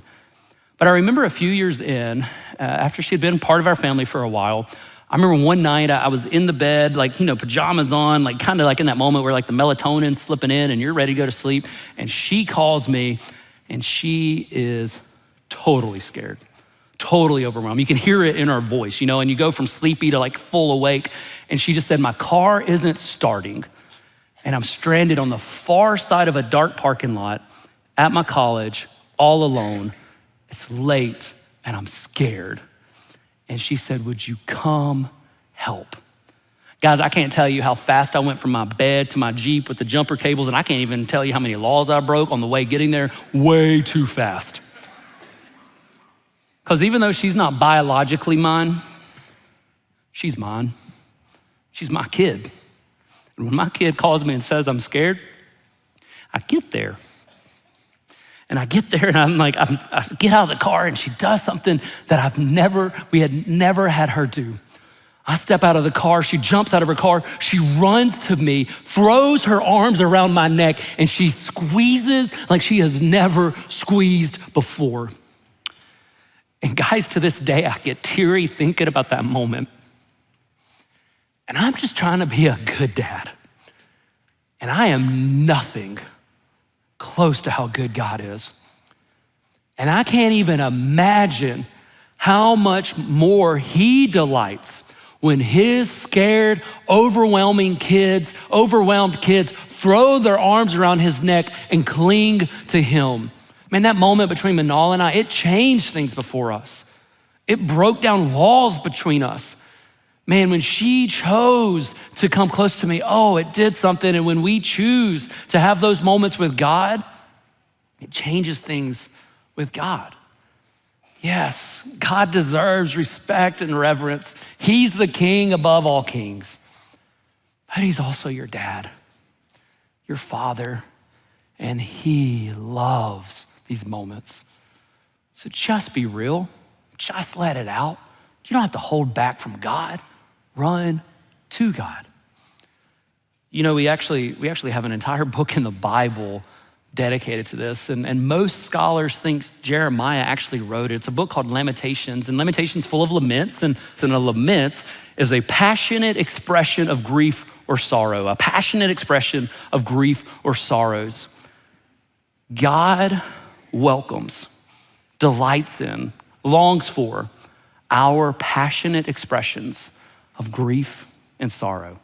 He welcomes that honesty. He welcomes our hurt. Back in 2017, as a part of our Leesport campus, and that year we just had 3 really hard deaths, like back to back to back. And after the 3rd death, I realized that my team, that I needed some help. And so I actually mandated a group therapy session, and the team wanted it as bad as they wanted a colonoscopy. But we needed it. And we went to this lady named Abby, who is just this incredible counselor, and she was amazing. And that day she said something to me that floored me that I've never forgot. That day Abby said to me, grief is like a soda can that's all shook up, and it is just waiting to explode. And you run the risk of dinging it in the grocery store or your kid or your mother-in-law, and then all that pain and all that emotion erupting all over the place. Or You can wisely choose a safe place, a safe time, and start letting it out. Feeling what you're feeling. Just letting it start to seep out until the day comes that you crack it all the way open and all that pressure is gone. She said, grief has to come out. It will come out. So choose wisely where, when, and how you'll let it out. See, God knew what science is already backing up. He knows that we gotta let it out. And he knows that our safest place, our safest thing is to run to him with all of our pain, all of our anger, to run to him, not from him. Jeremiah's superpower was running to God, crawling up in his lap and beating on his chest and pouring out his laments, his crying, and discovering a God who is good and true and strong. So much so that in the mess of Jeremiah's life that we just learned about, he actually writes this. He says, I will never forget this awful time as I grieve over my loss, yet I still dare to hope when I remember this. The faithful love of the Lord never ends. His mercies never cease. Great is his faithfulness. His mercies begin afresh each morning. I say to myself, the Lord is my inheritance. Therefore, I will hope in him. The Lord is good to those who depend on him, to those who search for him. For no one is abandoned by the Lord forever. Though he brings grief, he also shows compassion because of the greatness of his unfailing love. Man, I love that last line. The greatness of his unfailing love. You know, that night in the parking lot with Manal years ago, it taught me something about God and how amazing his love is for us. See, I hated that Manal was scared and worried, but I loved being the one she chose. I loved being the one she threw her arms around. I loved being able to love her and take care of her. And God loves to do that to you and to me 1,000,000 times more. You're not a bother to God. You don't bother him with your worries and your pain and your anger. You're actually a delight. His heart explodes when he sees you coming, tears and all. God is not against you. He is weeping with you, and he's longing for you. Guys, I don't know why bad things happen. I don't know why God allowed Israel 344 years to spiral out of control, allowing all that pain and all that hurt to happen. I don't know why he's still waiting to come back and to make things right today. I don't know why bad things happen. But I do know he has a plan. And somehow it's a really good plan. And somehow it'll all make sense. For Israel, it involved years of misery, but that led to the rebuilding of the nation, to the coming of Jesus. And today we now wait for him to come yet again and to correct all the wrong and all the hurt and all the pain and to redeem all of that. But until then, we can still have an even so type of faith. A faith that runs to God even when the loved one dies, even when the marriage fails, even when we get cut and the dreams don't come true and the bills don't get paid and the pregnancy test says no yet again. Even when the relationship doesn't heal, even when the anxieties never go away, and even if the kids never turn around.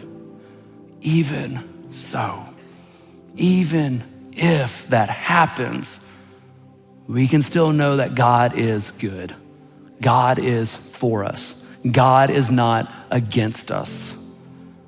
Jeremiah went to God in his lament, his grief and fear, and he brutally poured it out. And while pounding on his chest, and when the tears had finally dried up and the fist stopped swinging, he was reminded of who he was. He was picked up, dusted off, and he was reminded of God's plans and hopes for the future. Reminded to the point, the next time you pick up a graduation card and you read the most overused verse in the Bible out of context, Jeremiah 29:11, remember what Jeremiah is going through. And remember this profound truth that he was saying in the midst of his pain. That when he says, I know the plans I have for you, says the Lord, they are plans for good and not for disaster, to give you a future and a hope. Jeremiah knew something profound. Even in the midst of all the trials and sorrows and pain that we face, God is good and God is trustworthy. And Jeremiah reminds us that we can know deep in our bones that God's not against us, he's with us. So even if it all falls apart, we can fall into his arms. Let him carry us. Jeremiah's superpower, our superpower, is found when we run to God, not from God. Let's pray. Jesus, I can't even imagine all the hurt, all the pain, all the fear, all the worry, all the anxiety, all the junk that is happening in so many people's lives right now. God, I know what the prayer requests say, and that breaks my heart. And I can't even imagine all the things not submitted, not said. So God, I just pray that right now the lies will be broken and that we are reminded that we can run to you. We can run to you with all the raw, brutal, unfiltered, uncleaned up mess of our emotions and our fears and our worries and our stress. And we can crawl up in your lap. And as a good father, we can beat on your chest and we can cry and we can let it all out. And you will hold us and help us. And you will carry us. God, I specifically pray for all the men who have been told that they cannot have emotions, that they have to keep it shoved down and bottled down and controlled, and they have to be collected, and that they gotta have it all together, and that they can't look weak or broken or like a little kid, that they will know that that is a profound lie, and that today they step forward and they crawl up in your arms and they let it all out. And that they discover a God who loves them and says it's safe to be broken. It's safe to hurt. It's safe to be honest. And that as they finally let out all the pain and fear and worry that they carry, they discover you are a good father. And God, I pray that as they discover you're a good father, I pray it helps them, me, become better fathers. God, may we crawl up in your arms and know that you are for us. You are not against us. You weep with us and you carry us through our pain. God, may we run to you today and stop running from you. Jesus, we love you. We thank you, even when life's a mess. And we trust you. And it's in your name we pray. Amen. Well, guys, I want to invite everyone and across all of our rooms to go ahead and to stand. And I want to invite you to stand and I want us to sing and to remind ourselves that God is not against us, that he's for us, that he's with us, and he invites us to crawl up in his lap and to get wildly honest with him. But if right now, if you're facing something and it simply feels like it is too much and you're questioning if God is really for you, I just want to invite you to stand and to listen and to let the church sing over you, sing for you, to remind you, God is not against you. He's right there with you. And for those who are able to sing today, now is the time to sing louder than ever, to declare more than ever for those struggling in our midst that God is not against us. He is for us. He is with us. And so please sing for one another today because we need to know that God is for us. Today we're wrapping up our series that we've been calling Run with the Horses. We're gonna run with the horses. Now we didn't make that title up. It was actually spoken by God to a man named Jeremiah about 2,600 years ago. Jeremiah was a prophet, and if you're kind of newer to the Bible or newer to church, if you don't know what a prophet is someone that God set apart to speak on his behalf. And so Jeremiah wrote down and recorded what his life was like walking in relationship with God. And as you read the book of Jeremiah, you see time and time and time and time and time again that Jeremiah follows through on what God had asked him to do. And as a result of following through on what God asked him to do, you know what happened? Everything in his life went up and to the right. No, actually, things started tanking. He met resistance. He loses friends. He has people spreading all sorts of rumors about him. He's beaten up at one point. He's thrown in a well and left to die at one point, all because he's following through on what God asked him to do. And let me just kind of point that out for a second, because some of you, you've made a decision to follow Jesus with your life. For some of you, it's very recent. For some of you, the last couple of weeks, last couple of months, this is all new. And you said, man, I'm in Jesus. I want to follow you. And do you know what happened after that? You met some resistance. Some things felt like they actually got harder. You started walking a different direction than everyone else, and it hasn't always been easy. And if you've ever felt like that, if you've ever felt those feelings, then I just want you to know, like if you've ever felt like, God, I'm just trying to do the right thing. I'm trying to do the right thing, but it's hard and there's resistance. Jeremiah just tells us, hey, welcome to the club. Welcome to the club. And there's this one particular moment in Jeremiah's life where once again, he's met with resistance. And so Jeremiah starts whining. You ever had a kid that whines? Yeah. You ever had a kid? Then you had a kid that whines. And Jeremiah, God's kids are no different, his sons and daughters. Jeremiah starts whining. He starts griping. He starts complaining. And he's like, why, God? Why is life so difficult? I'm trying to do what you asked me to do, and things have gotten harder. Why, God? Why are people so difficult to work with? Why won't anybody listen to me? Why is it so hard? And God is so patient. He listens. He listens to all this whining. He listens to all this griping. And then finally, after Jeremiah is finally done, it's almost like God says, you done? Okay, it's my turn now. And this is what God responds to Jeremiah by saying, after all of Jeremiah's complaining and whining, and this statement that God makes to Jeremiah is really what our entire series has been built on. Here's what God said to him, Jeremiah 12:5. He says, Jeremiah, if racing against mere men makes you tired, how are you gonna race against horses? Now, I feel like God is being snarky here.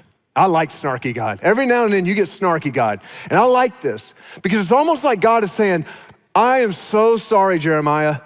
I misjudged you. My bad. I totally misjudged you. See, I thought you were ready for a life of adventure with me. I thought you were ready for a life of resilient, risk-taking, bet the farm kind of faith that I can do something with in this world. And Jeremiah, I got an adventure of faith that I'm calling you into, but maybe you just want a comfortable life. My bad. I'm mistaking you for someone else. Maybe you just want to settle for just running the same race in life everybody else around you is running. You just want to run with men. See, I want you to run with horses. I've got something bigger and better I'm calling you up to. You ever tried to run with a horse, by the way? Any of you tried to run with a horse? I bet someone up in Bloomsburg right now is like, yep. All right, I've been to the Bloomsburg Fair. Someone ran with a horse there. But most of us, no. It's a rhetorical question. You never tried to run with a horse. I don't know if you knew this or not. The fastest human, this is kind of cool. The fastest human is Usain Bolt, right? You guys ever watch him in the Olympics? 2009, he set the world record. He ran 27.4 miles per hour. You're looking at that like you're unimpressed. You should be impressed. That's fast. I know you got tractors that go faster than that, but that's fast for a person, okay? Now, let's look at a couple other things, how fast they run. Here's one, cats. You know how fast they run? A measly 29.8. Barely beat a human. Dogs, on the other hand, let's look at this. Dogs, 39.5. I got any dog people in the house? All right. The horses, how fast do you think horses run? If you're online right now, put in the chat, how fast do you think horses run? Let me hear some in the room right now. How fast do you think horses run? 35. Okay, so someone thinks a horse is slower than a dog. All right, that's, okay. Hey. All right, anybody else? Do I have any better guesses than that? All right, 55, all right, good. All right, 70, all right. Here's how fast a horse out of the gate can sprint right out of the gate, 54.7 miles per hour. That's fast. Now listen to this. That's kind of out of the gate at their highest sprint when they go. That's 2 times as fast as a human at top speed. You're not running with any horses in a sprint. Usain Bolt's not running with any horses in a sprint. But let me introduce you to one of my favorite people on the planet. His name is Hugh Lobb. You don't know Hugh Lobb, but you should know him. This dude is a stud. He's a hero, man. He's a legend. Because in 2004, Hugh Lobb entered into a race called the Man versus Horse race. Yes, that is the name. It's held every single year in Wales, over in UK. And on that day, 2004, he became the first person to beat a horse in a 22-mile race. After the race, I think this is great. After the race, they actually asked him, they were like, so how do you feel? What do you, and his response, quote, he literally said, quote, I feel delighted, right? Like proving once and for all he's European. Because you better believe an American did that, we would have been like, let's go, I just beat a horse. I beat a horse. And what's crazy, here's what's crazy. What's crazy is that since Hugh Lobb did that, it's happened multiple times since then. In fact, out of the last 4 times they've run this race, the last few years, humans have won it 3 times. Over the long haul, over the distance. See, I actually think this is part of the point that God's trying to make. The life that he is inviting you into, the life that God is inviting you into and me into is not a sprint. You run with horses over the long haul. This is how a resilient faith is built, by staying faithful to Jesus and his life over the long haul, over the miles and miles and miles, to get up again tomorrow, and then you get up again the next day, and then you get up again the day after that, and then the day after that, and you choose again to surrender to his authority and follow his lead. And over time, you do that enough, over time, you've got a faith that is resilient, that can run with horses. And today, to wrap this series up, I actually want to drill down on one very specific topic.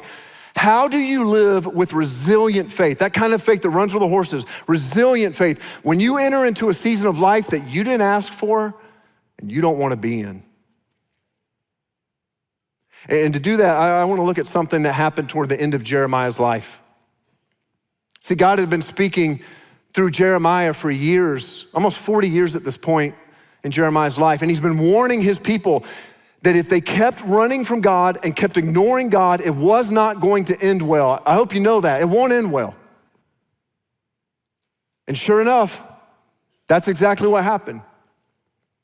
And in 587 BC, the city of Jerusalem was invaded by the Babylonian army, and they began this mass deportation of its citizens, taking them into exile, moving them from Judah, which is the region in southern Israel, to Babylon. Now I want you to think about how the people of Judah felt for just a moment. Their homes have been burned to the ground. They've been taken and uprooted from their homes and forced to walk on foot across 700 miles of arid desert landscape. That's like walking from here to St. Louis. Everything about this land is different than they're used to. Everything about it is changed. The weather, the language, the surroundings, all unfamiliar. There's nothing about this place that makes them want to be there. This is exile. It's exile. And in a very real sense, we've all been there. You want a definition of exile? Here's a simple way of thinking about what exile is. Exile is that place in life you didn't ask for and you don't want to be. You didn't ask for it and you really don't want to be there. Exile is that season of life that is an interruption to your previously scheduled life. You ever felt like you were in exile? In a season that you didn't ask for and you don't want to be in? And if the answer, if you're saying no, just wait, it's coming. Exile feels like when your kids are struggling. Parents, you know this, man. There's no pain like kid pain, is there? To watch your kids go through something. I didn't ask for that. Don't want to be here. Exile feels like some of us, we've lost friendships and it feels like we're in exile. Some of us have lost loved ones and we're in an exile of grief. You're single, you don't want to be. Feels like you're in exile. You're like, I didn't ask for that. I really don't want to be in this place. You're sick and you don't want to be. You didn't ask for the divorce. You didn't ask for the job loss. You didn't ask for the miscarriage. And it feels like exile. And anytime we find ourselves living in a season of exile, our most natural inclination is to do what? Get out of it. Escape it.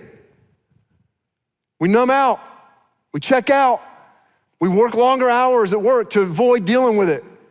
We go into hyper-control mode. That's how some of us try to manage it, right? We just try to control everything about our surroundings and our circumstances, about our life to gain some semblance of stability. We complain. That's what some of us, our response. I've been down that road. Just complain about everything that's wrong and what we're facing. Or some of us, we just grit our teeth and we just bear it. But life becomes drudgery. And we settle for just getting through it. And Judah finds themselves in exile at this moment in the story, in a place that they don't want to be. And we find in the story that there's a group of people who are with them at this time in Babylon who are feeding their desire to escape. And so God asked Jeremiah to write them a letter to the people living in exile. And this is what he tells Jeremiah to say, because there are some people who are telling the people to try and escape exile. And this is what he says. Listen to this. He says, Jeremiah, write them this letter. This is what I want you to say. Jeremiah 29, 8 and 9. This is what the Lord of heaven's army says. The God of Israel says this: do not let your prophets and fortune tellers who are with you there in the land of Babylon trick you. They're trying to trick you. Don't listen to their dreams. Because why? They're telling you lies. God says, they're telling you lies in my name. I did not send them. God's saying, look, there's a group of people there with you in exile who are lying to you. Do you want to know what the lies were that these fortune tellers were telling the people in exile? You can read this section of Jeremiah and you can see it for yourself. That what they were telling them was this: don't worry, you won't be here in exile long. This will all be over soon. They were telling them God would never want us to have to go through something like this. They were telling them God would never let us stay in a season of exile, a life that feels like exile. They were peddling a lie. You want me to boil it, sum it up? God's saying, look, here's the lie they're telling you. They are peddling a lie that God's ultimate aim for your life is to be comfortable. Spoiler alert, that is not God's ultimate aim for your life, just for you to be comfortable. God is more interested in your growth than your comfort. In fact, you could go your entire life being comfortable and never grow into the man, never grow into the woman you were created to be. But you were comfortable your whole life. After Jenny and I had our first two kids years ago, actually Jenny had them, but I watched and I was locked in. I did my job. And so after Jenny had our kids years ago, our first two, I kind of fell out of a routine of working out and taking care of my body, because you got kids and they just mess everything up, right? They mess your schedule up, right? And so anyways, I got out of this routine. I wasn't taking care of myself. Jenny's always been so incredibly faithful, just taking care of herself. So she was kind of inspiring. I went years without working out. I'm like, man, I want to, do something. I want to work out. And she was inspiring me. And so one day I just decided I'm going to join her and I'm going to work out. So we started doing this workout. We're in the warm up and I'm starting to pant. And and then we go into this stupid Russian twist. Now, I don't know if you know what a Russian twist is, but you basically get what are those doggone things called? Barbell? Dumbbell? Dumbbell. Dumbbell. Anyways, I had this dumbbell and, actually I didn't, Jenny did. She had this dumbbell. Here's the Russian twist. You just do this. You like sit down and you just do this, right? I didn't even have a dumbbell. I was just using my hands. I did 30, I'm out. I'm like out of the workout. And for the next week, when I say, this is not a stretch. When I say like for the next week, and if I'd opened the fridge and I wanted the pickles, it was like this, oh. I mean, it was embarrassing. I could barely turn around. There was nothing comfortable about it. But the soreness was not a sign that something was wrong. It was actually a sign that new muscles were being built. New capacity was being built. That's what it feels like sometimes. And God is telling Judah that day, and I think he's telling us today, I never promised you that you're not gonna have experience seasons of life that feel like exile. I never promised you're not gonna face resistance. In fact, you should expect pushback if you're following after God's heart. You should expect difficult times at times, but know that in it, God is saying there are new muscles that he is building. There's new muscles that he's building, that he's growing us more into the image of his son, Jesus. And as long as you are set on escaping this moment, you might just miss everything God wants to do in it. So in that same letter, God says something. He's like, I'm not telling you to escape. Don't listen to those lies. Don't listen to those people trying to trick you. He said, instead, I've got something better for you that I want you to do in exile. Listen to what he says. This is an absolutely remarkable statement. This is what he tells the people to do in exile. He says, here's what I want you to do. Build homes and plan to stay. Like, well, I don't want to hear that. God says, well, do it. Plant gardens and eat the food they produce. Marry and have children, and then find spouses for them so that you may have many grandchildren. Multiply, do not dwindle away. Remember that, we'll come back to that. And work for the peace and prosperity of the city where I sent you into exile. Pray to the Lord for it, for its welfare will determine your welfare. There's three things God says to do here that are challenging, and I think so helpful for any of us who are in a season of waiting in exile, who do not want to settle for escaping, but instead we want to run with horses. A resilient faith that grows more into who we were created to be. And so let's walk through these three things, and I want to talk very practically about the implications for us. The first thing God says, you want to run with horses in the middle of exile? He said, build homes, settle in. Remember, that was the first words out of his mouth. Build homes. Plan to stay. Settle into this moment. See, when you build a home, you are intentionally settling into a particular place, right? You don't build a home by accident. You don't build a home hoping to be out of it in just a few days. And God is saying, if all you do, he's telling Judah that day, he's like, if all you do is sit around and just daydream about Jerusalem, about what your life used to be, about what your life could be, about what your kids could be, about what your financial situation could be. He says, if that's all you're doing, then the present life, the one that actually is your life, will be empty. God is saying to accept the season that we are in as the place that he can work. When we think back on our lives, I don't know if this is true for you, but isn't it true that when we think back on our lives, how many of us have discovered that the seasons where our character was formed the most was the seasons that it felt like exile at the moment? It was a season of grief that God grew compassion in us in new ways. It was a season of testing that God grew patience for others. It was a season of waiting that God grew dependence and trust. I know a lot of you are kind of newer to the church, but 3 years ago, I had the incredible privilege of stepping into the role of leading this church and pastoring this church. And that was a conversation that had been in the works for years to step into that. And I remember about 3 or 4 years before any transition of leadership happened, feeling like I was stuck. Almost like a little bit of a moment of like exile, right? Waiting for something that wasn't a reality yet waiting for something that was years away. And it frustrated me at times.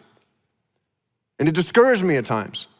But what I was missing in that season is that God was actually building character that was needed to lead one day. And so often we overestimate our capacity, and we think that our capacity is ready for something that our character might not be ready for yet. And in that season, I remember a defining moment where I just shifted my heart's posture. I was like, God, I'm not there, but instead of just daydreaming about being there one day, I'm gonna build a home right here.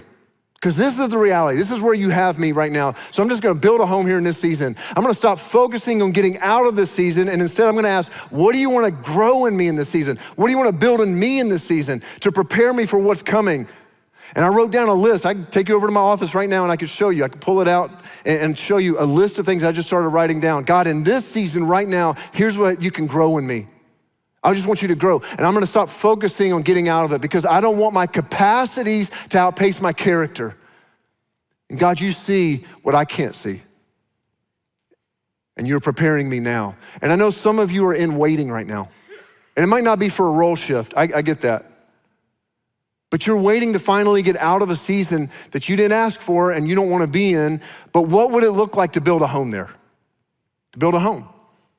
To settle in and just ask God, as long as you have me in it, what do you wanna do in me?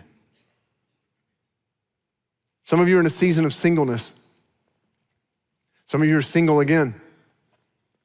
What would it look like for you to go, God, while I'm waiting, like I didn't really ask for this. I would like something different, but I'm just asking you right now in this season to grow my character into the kind of person who's ready for one day, whoever you might bring my way. You wanna know one of the ways, by the way, to find the right one? Pursue Jesus with all of your heart, set your heart's attention and your heart's affection and sprint after Jesus. And then every now and then look around and see who's keeping up, because they might be ready. But you keep your eyes locked in on Jesus.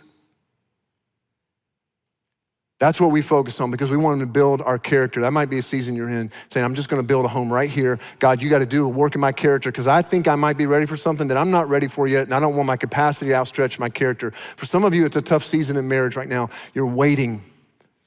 You're waiting. And maybe settling in means that you start seeking God for what he wants to do in you in this season. You've been so focused on what he should be doing in your spouse. He's saying, no, I got a work I need to do and I want to do in you. And so for you, putting a home down might be, God, I want you to build something in me right here. I'm going to commit to going counseling. If they don't go, it doesn't matter. I want you to build. I'm going to commit to praying with them. I'm going to commit to praying for my spouse. You're in control of that. For some of you, it's a season of infertility. And I want you to know, man, our church, my heart breaks for that. This has a very special place for me because I've walked with so many people through that journey of infertility, and our church loves you, and our church wants to walk with you. I want you to know that. And I don't understand why, because I know some of you, man, it is the longing of your heart. And I just want you to know that it's possible in this season, as difficult as it feels, to posture your heart towards God in a way saying, God, I don't like it. You don't have to, I don't like it. I didn't ask for this, don't want to be here, but while we're waiting, God, what is it you want to grow in me? What is it I could discover about your faithfulness in this season that couldn't be discovered any other way? What is it I could discover about trust in this season that couldn't be discovered any other way? Do you want a faith that's resilient, that runs with horses even in the seasons that we didn't ask for and don't want to be in? God told his people, build a home there, settle in. Stop living your life anxiously fixated on getting out of the season and instead settle in and ask God, what do you want to build in me in this season?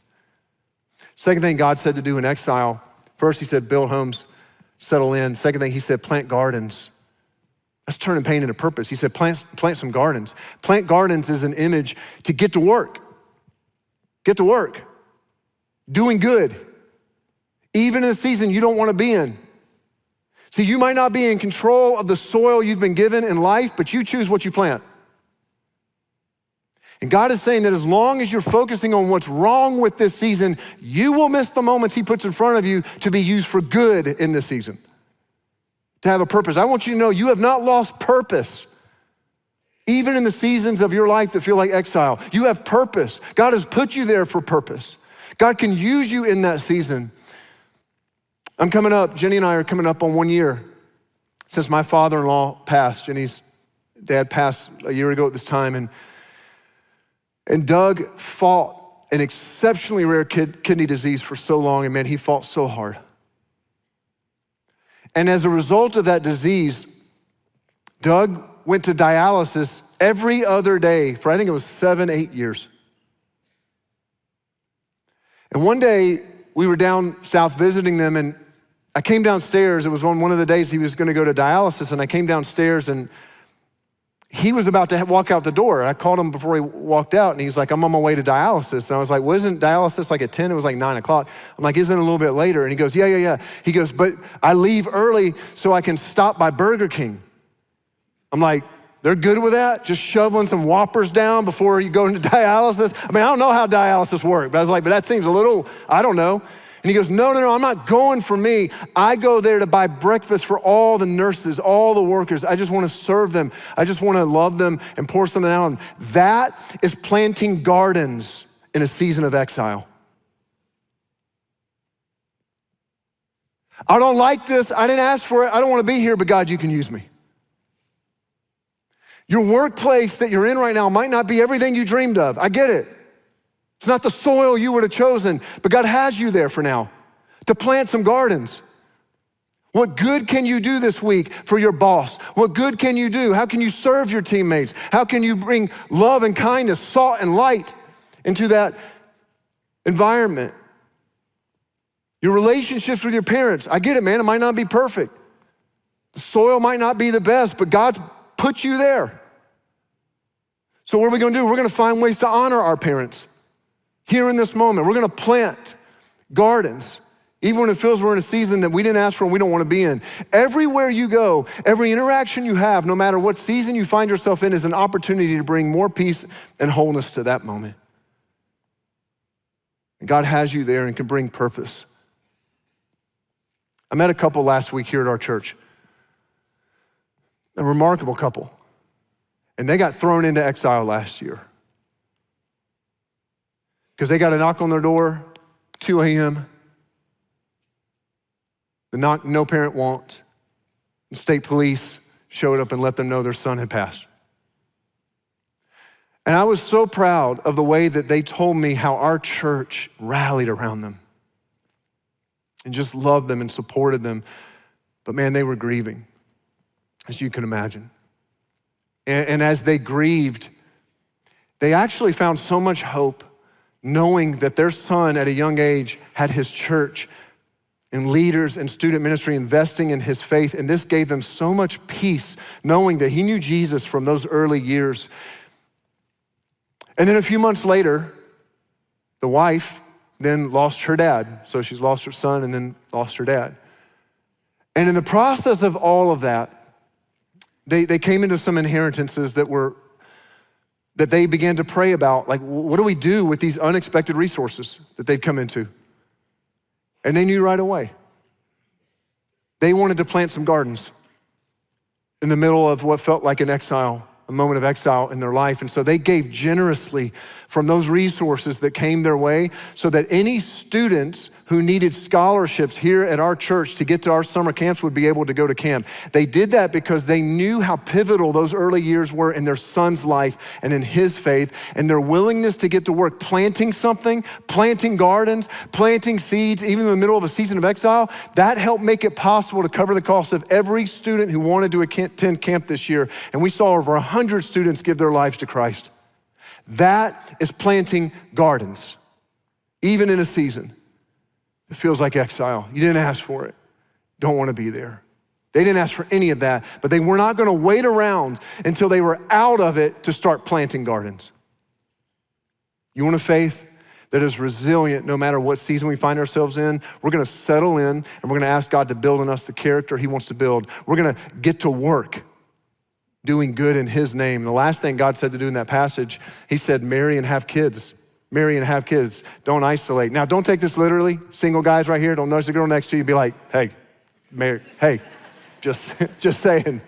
The principle here is to fight the urge to isolate.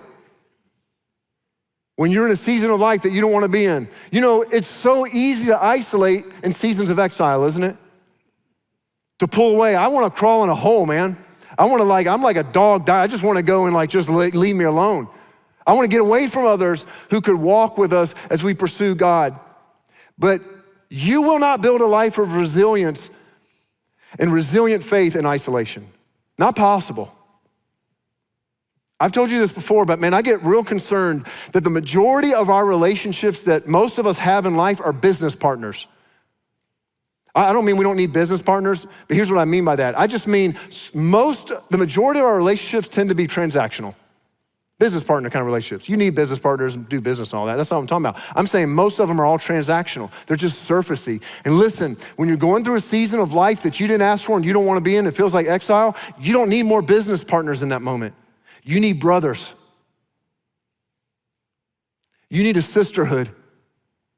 People who know you, who will provide accountability, belonging, and care. People who will remind you who you are in Christ. They won't let you forget. And they'll remind you how powerful God is.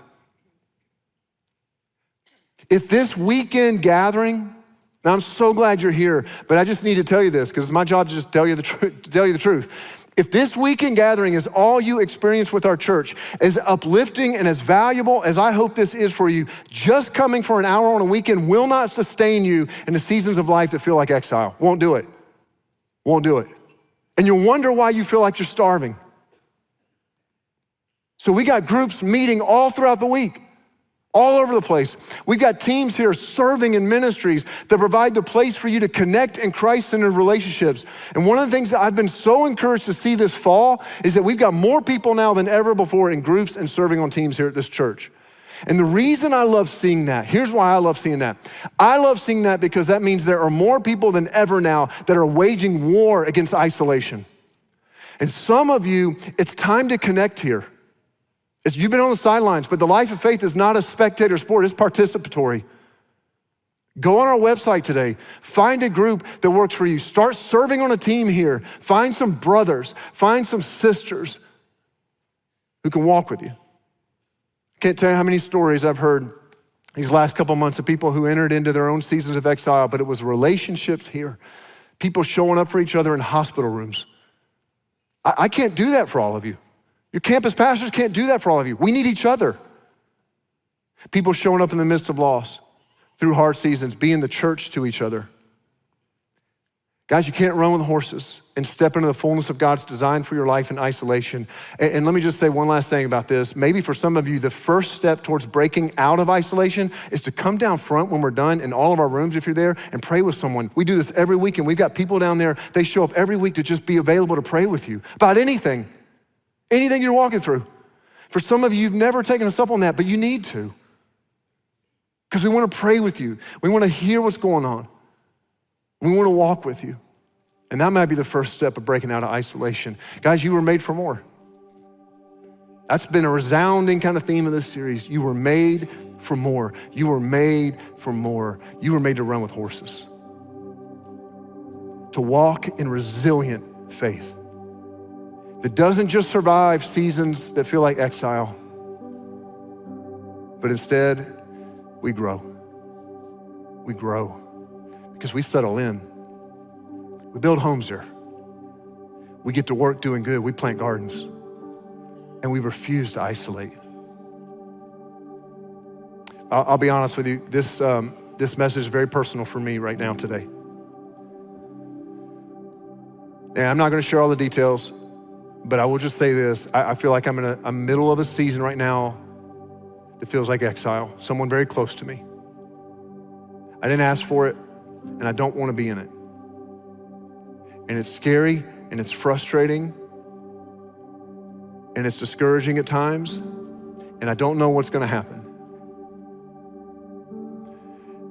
And even this week, as I was preparing for today, I just found one of those little statements that God made right in the middle of that passage that we read a moment ago. It just leapt off the page to me.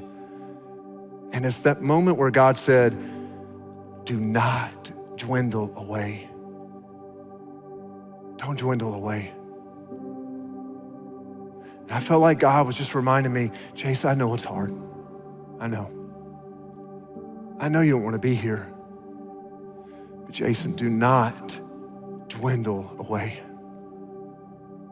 Don't try and escape it. Don't numb out and isolate and miss what I want to build in you. Guys, I know you don't need me to tell you this, but following Jesus with your life, it doesn't exempt us from experiencing seasons of exile. Moments that we didn't ask for and don't want to be in. Followers of Jesus get cancer at the same rate everybody else does. Followers of Jesus experience loss at the same rate everyone else does. They get thrown into painful seasons just like everyone else. But there is a difference. And the difference is that followers of Jesus have hope and peace in the middle of it because we know God is working in the waiting. And we know he can be trusted. And we know because God promised it. He promised it.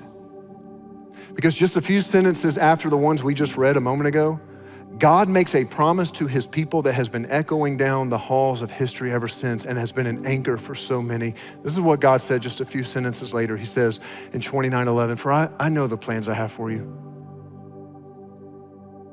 They're plans for good and not for disaster, to give you a future and a hope." And sometimes we read a passage like that and we forget the context.